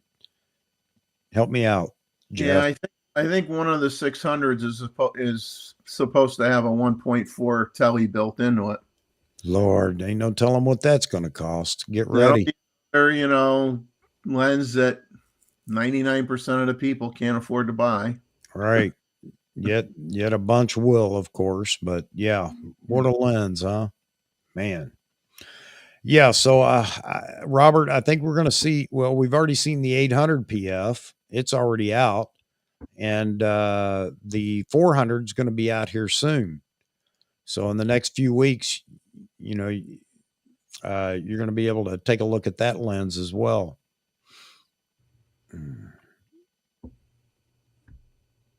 Photo people are vetted. Oh, talking about, this is Mozman talking about buying from eBay or whatever.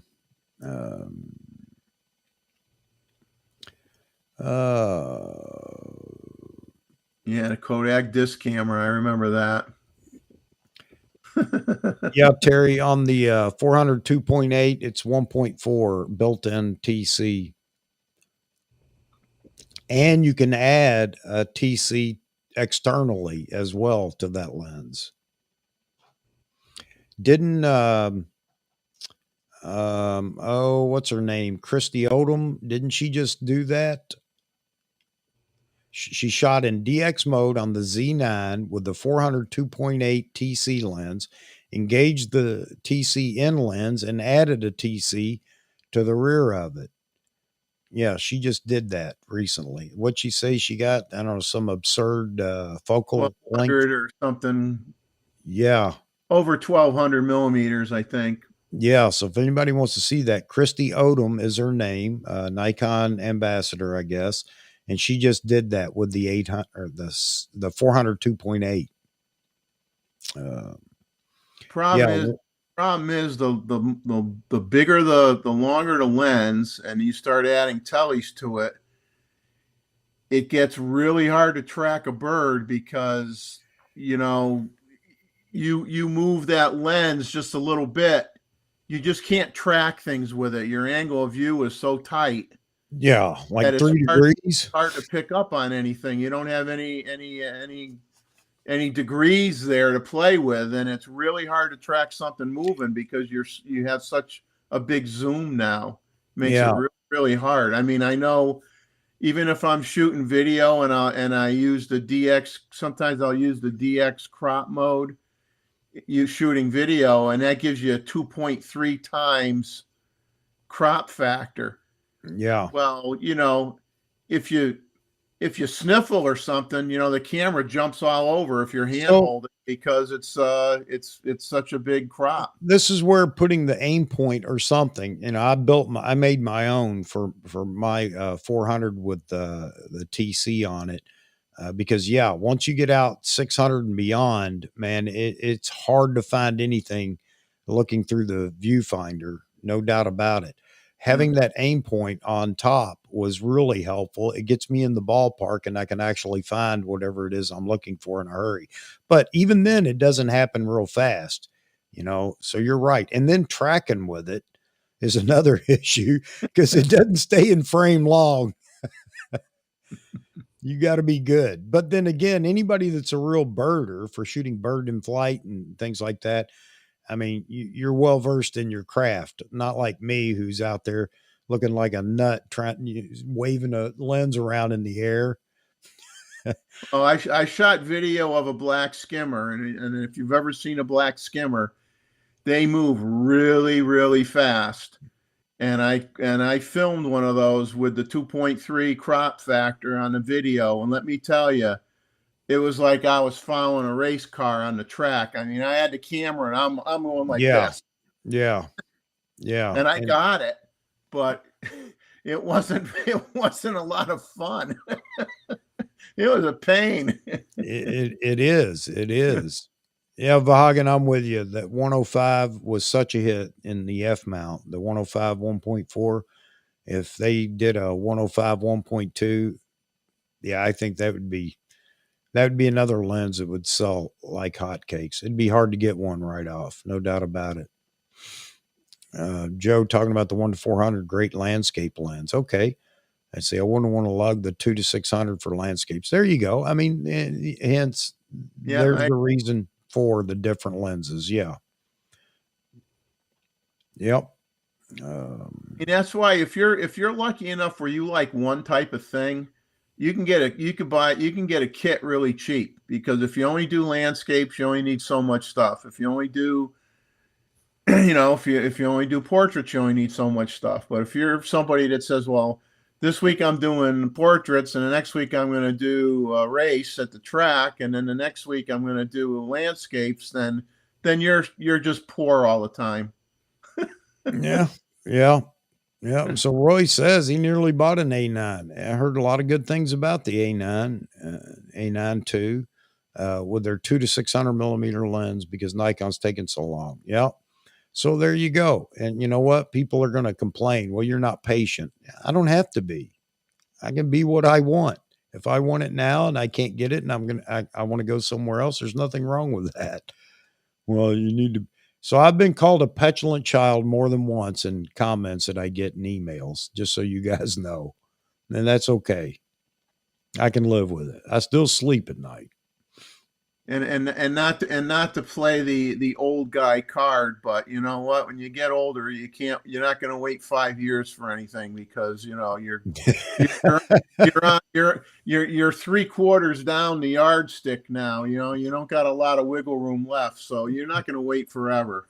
That's right. You're absolutely right. You're absolutely right. I don't know how many more years I got of lugging cameras around. So then I'll be the one on there whining about, oh, it's too heavy.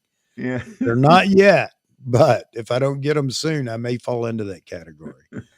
So, all right, Michael, we expect you to keep us updated, man, on the works of Fuji. No doubt about it. That'll be great. That's fine. Not picking on Fuji, Sony, Canon. Whatever everybody shoots, they shoot for a reason. Sometimes it's just because you like the look of the camera. Oh. Okay. There you go. Mozman talking about he may get that Megadap adapter and rent the 2-600. Be curious to see what you come up with, Mozman. You're going to have to come on the show and tell us all about it if you do that. You still owe us a visit on the show to tell us what you're doing with your 200 F2 or how that's going. Yeah, you got to do your joint Vahagan field trip to do a 200 comparison, because you got the manual focus one. I'm not sure if Vahagan's a newer version or not. Hey, Roy, I'm a gear pig too, man. Nothing wrong with it. We had that conversation the other night. When is enough enough? Never. Long Rider talking about his, I meant talking about his A9. It just works. Nothing wrong with that.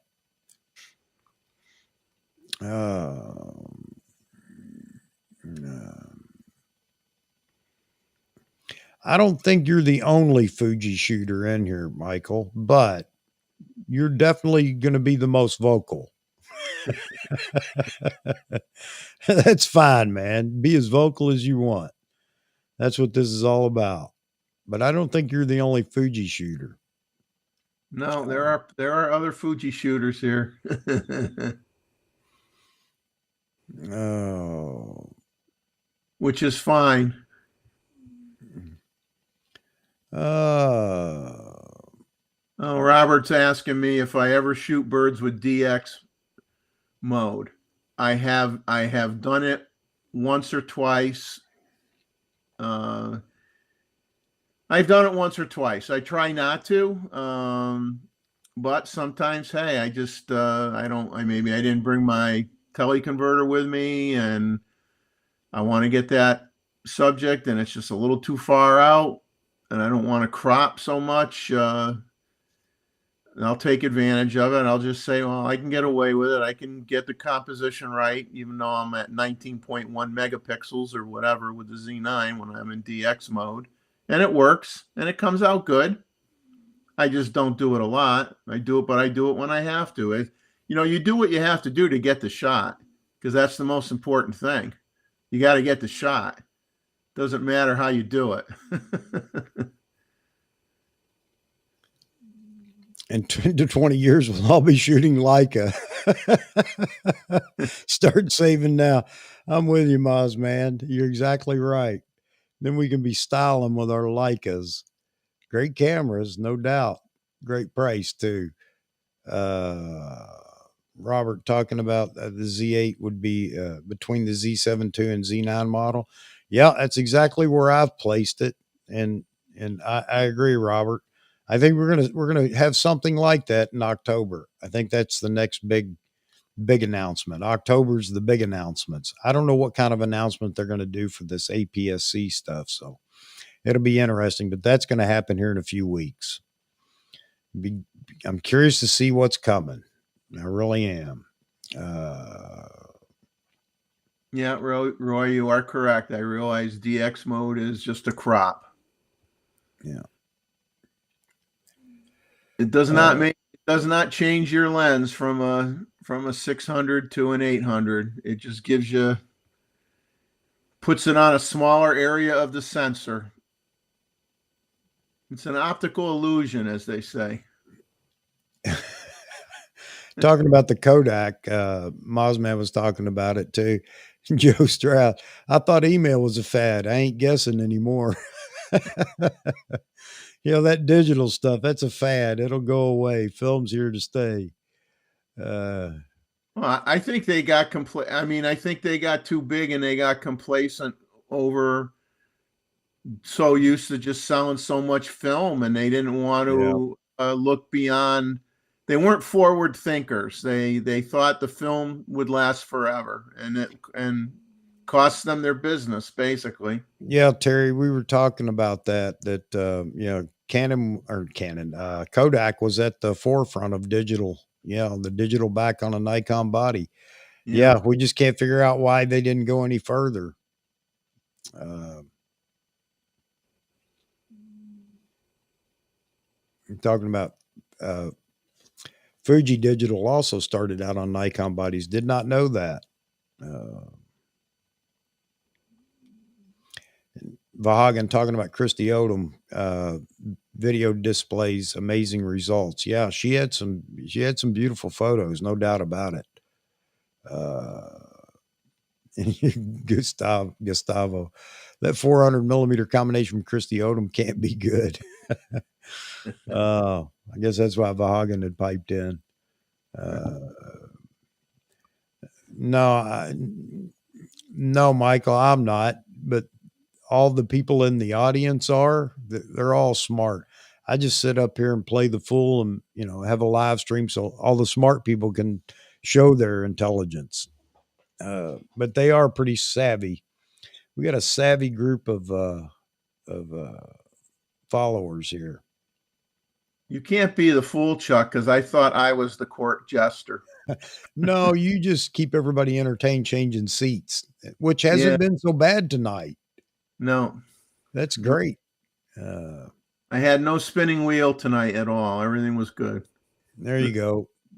She did say she pre-focused at 1600 millimeter. Yeah, I can see that.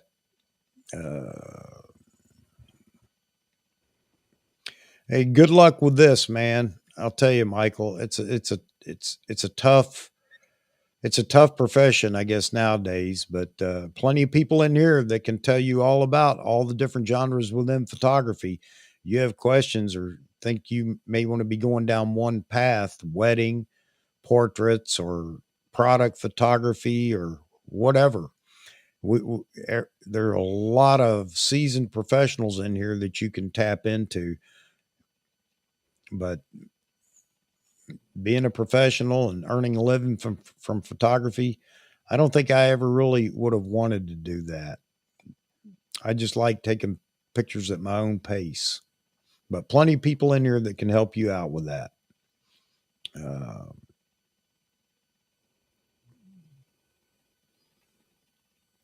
Let's see.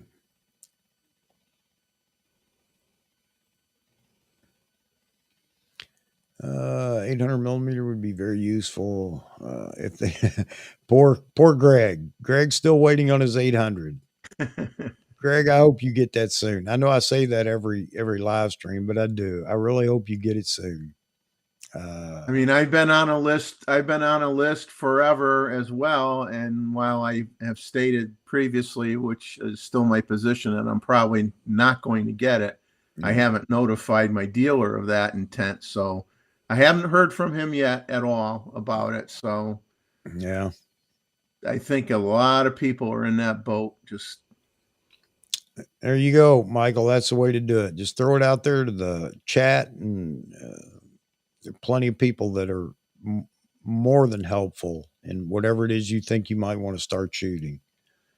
Yeah, I mean, if you were interested in weddings, for example, you want to try to find out if you could be a second shooter for someone and get some experience. If you were going to do that kind of stuff, start out small, get some experience, learn from someone that does it all the time. If you were going in that direction, if you're going in landscape photography or stuff like that, let me tell you, those are all hard businesses to make a living at. That's a nice price on a D5, Mike. Nothing wrong with that camera. No. And here you go. Let Mozman know happy birthday. Early happy birthday, Mozman. Do whatever you want to do. Have fun. Man, got down there and found Photo Me Ike in here. Wow. He's probably gone by now. It took me that long to get down here. Better Bolson coming soon. Okay.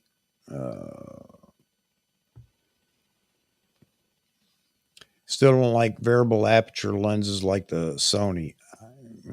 I know you're hoping that the Nikon will be constant aperture, but I don't know, Roy. Like I said, it's not an S lens. That would help give me some confidence that it might not be a variable aperture. Roy, I just found another Hasselblad digital back that I forgot I had. Oh man, you are a gear pig, Roy. I know a lot of us like to come visit you and just root through all the boxes you've got. No telling what we'll find.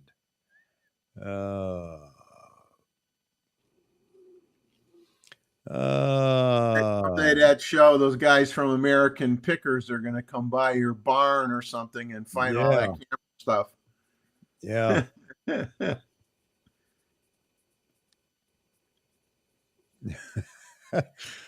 Just been arguing with people on Steve's channel about sensor size and depth of field. I'm sorry I mentioned it. Yeah, I don't think everybody understands that. Oh man. Let's see.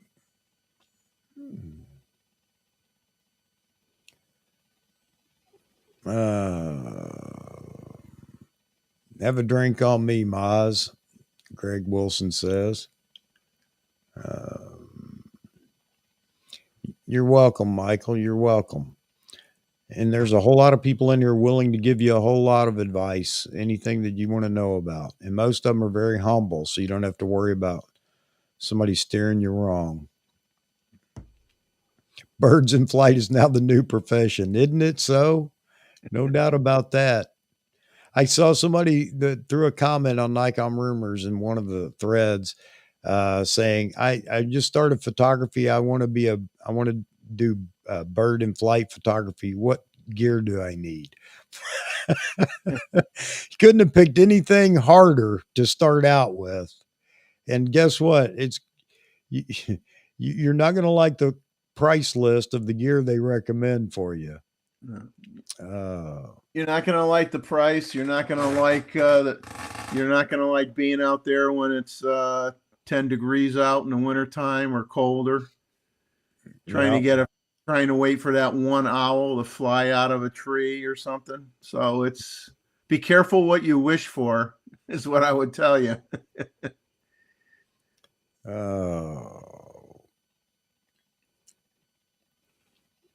Roy talking about he went into product photography because it paid well and not too many people to deal with, sheeple to deal with. And the 1-400 is in stock down under, guys. So you can call ahead to Australia and pick up the 1-400. 800 PF still on back order. Again, they ever kind of products he does, or can he say, or not? What he shoots? No, I think we'd asked him that before. Yeah. So yeah, I don't remember if he does jewelry or. I mean, you got people that shoot vegetables and stuff for all the ads for the supermarkets. You know what I'm saying? Yeah. I mean, I remember going into some restaurant, and someone took beautiful pictures of vegetables and stuff that they used in the restaurant, for their food. And they did the old trick, where you say you had five rows of tomatoes in a crate, and it was black and white except for one row of tomatoes was in color. So they would do stuff like that. And those pictures are fantastic when people do that. I think that's really cool. Yeah, I like watching the indie filmmakers on, since everybody said, oh, you need to get on Instagram, do this and that, and whatever, which it's a drag for me to do, but I just did it again yesterday. But anyway, I do like the indie filmmakers and seeing some of the stuff they're doing, the behind the scenes. And one of them was on shooting a hamburger commercial, showing all the different parts of the hamburger falling in place and watching the behind the scenes for that. But you're right. And their color is king. So color correction is absolute. But it was fun to watch that.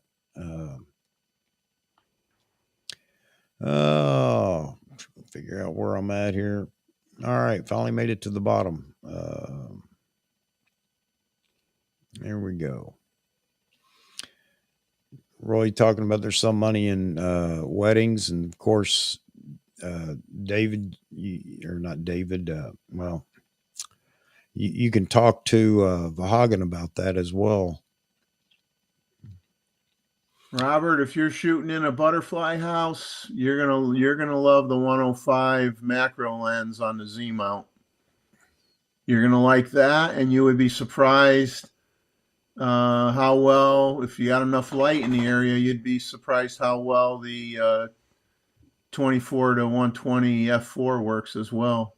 That's a very good close focus lens. It gives you half 0.5 magnification. It's not a macro lens, but it's very, very good for close close-up photography, but the macro is phenomenal.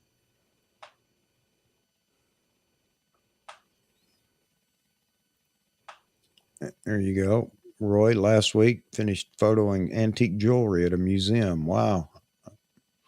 Probably not interesting to you anymore, Roy, but it just sounds interesting. I like museums anyway.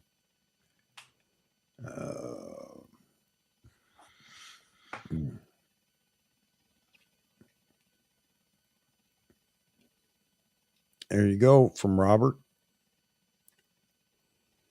Yeah.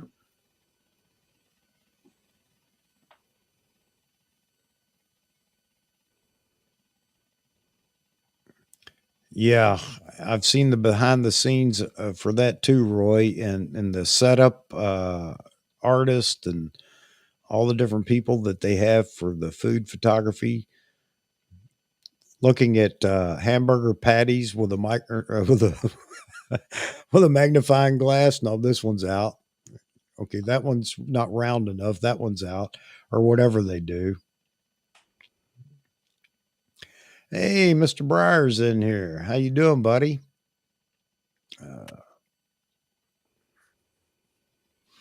Robert tried the 50. Said he was a bit disappointed. Yeah, it's nice to have a little bit more working range with the 105. You don't have to be as close.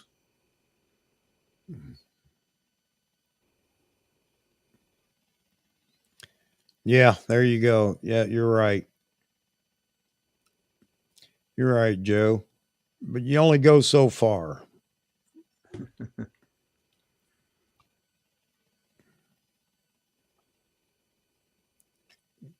All right. Glad to hear it, Briar.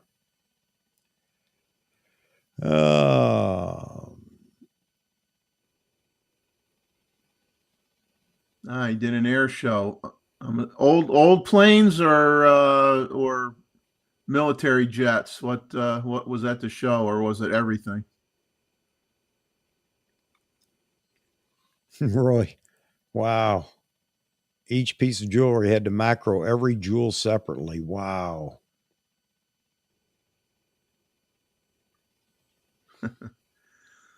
Now that's patience. Yes. All right. Old military planes mostly. Does he ever? I wonder if he ever goes on Moose Peterson's website, because Moose Peterson likes to does a lot of aircraft photography, and has done some books about it. You know, biplanes and stuff like that. A lot of old aircraft. You might want to check out his website and look at what he has.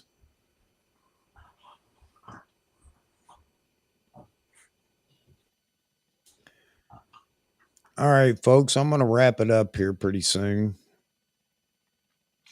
I sure appreciate everybody being in here. And if you haven't already and you're in here, please drop by and drop a like. It motivates me, makes me happy. I just keep plugging along. Keeps me coming back to run my pie hole even more.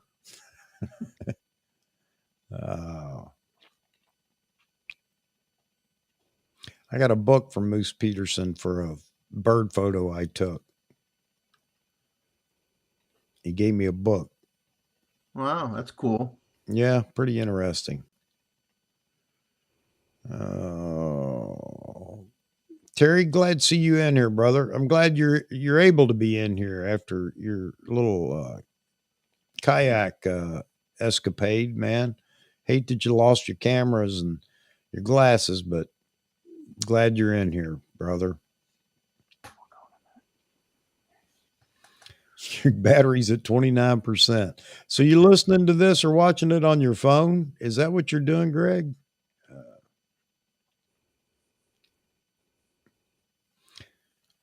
Yeah, Moose. Yeah, he likes the Z9. I know, Terry, you were talking about one of the things that bothers you with a smaller body is the battery life. And I just don't know how we get around that nowadays. How you could put the EL18 in a smaller body. I guess you could, but it'd have a great footprint, wouldn't it? Well, they just gotta do what the Z9 has with the USB-C, where you can hook up one of those battery banks if you had to. Yeah. I mean, yeah. And for video, they got to make it though that not only for the battery bank, but they got to make it so, like we were talking about, where you can hook up your external SSD. Yeah.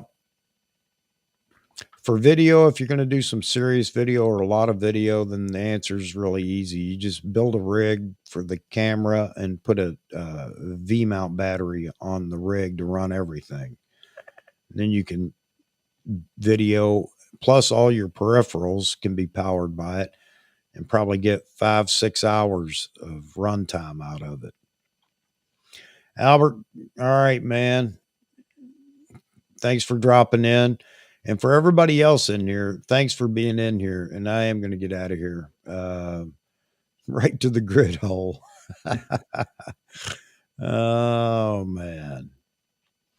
Yeah, battery grip's going to be the only way to go. You're right, Roy. All right. I hope everybody's had a decent Saturday and has a better Sunday. And thanks for everybody coming in. We've had quite a few people in here. A lot of people, great comments tonight. Hope I didn't tick anybody off with my chart from Nikon. But I don't know what Nikon's going to do, but that would be my suggestion for them. And that's just a loose suggestion. I don't know if it works for them or not, but I'd like to keep all the models that they have right now and just add the Z8. But APS-C camera is definitely coming. We're going to hear more about it as it draws closer. I know somebody that's going to probably drop a video here before long talking about it. I think he has a lot of information. Whether it's one camera or two, I don't know. But I have a feeling it's going to be two. I think they're going to mimic what Canon did. So we're going to get an R7 and R10 equivalent in Nikon. That's my guess, guys. I think it's going to happen. And one of them, I think, will be a pro body DX camera. Now, what's pro body nowadays for mirrorless? I don't know. The Z7, you could almost say is a pro body. It's weather sealed and everything else. So, but on the line or along the lines of a D500, but with even more than the D500 offered, because we have all the new tech. Definitely going to happen here in the next few days or next few weeks. After that, I think October will be the time frame, unless Nikon decides to do a development announcement for the Z8 or the D850 equivalent. We may not hear about it until rumors begin, maybe in September. But I think October, we're going to get the announcement for a Z8 or D850 equivalent. That's all I can think of to talk about. I love you guys, man, always being in here. Thanks, Jeffrey, for being in here. Vahagan, if you're still in, thanks for being on. And John Ishii, who's gone already. And I'd hoped Stu Blue would make an appearance tonight. I thought he might, but I guess he had other things he had to do.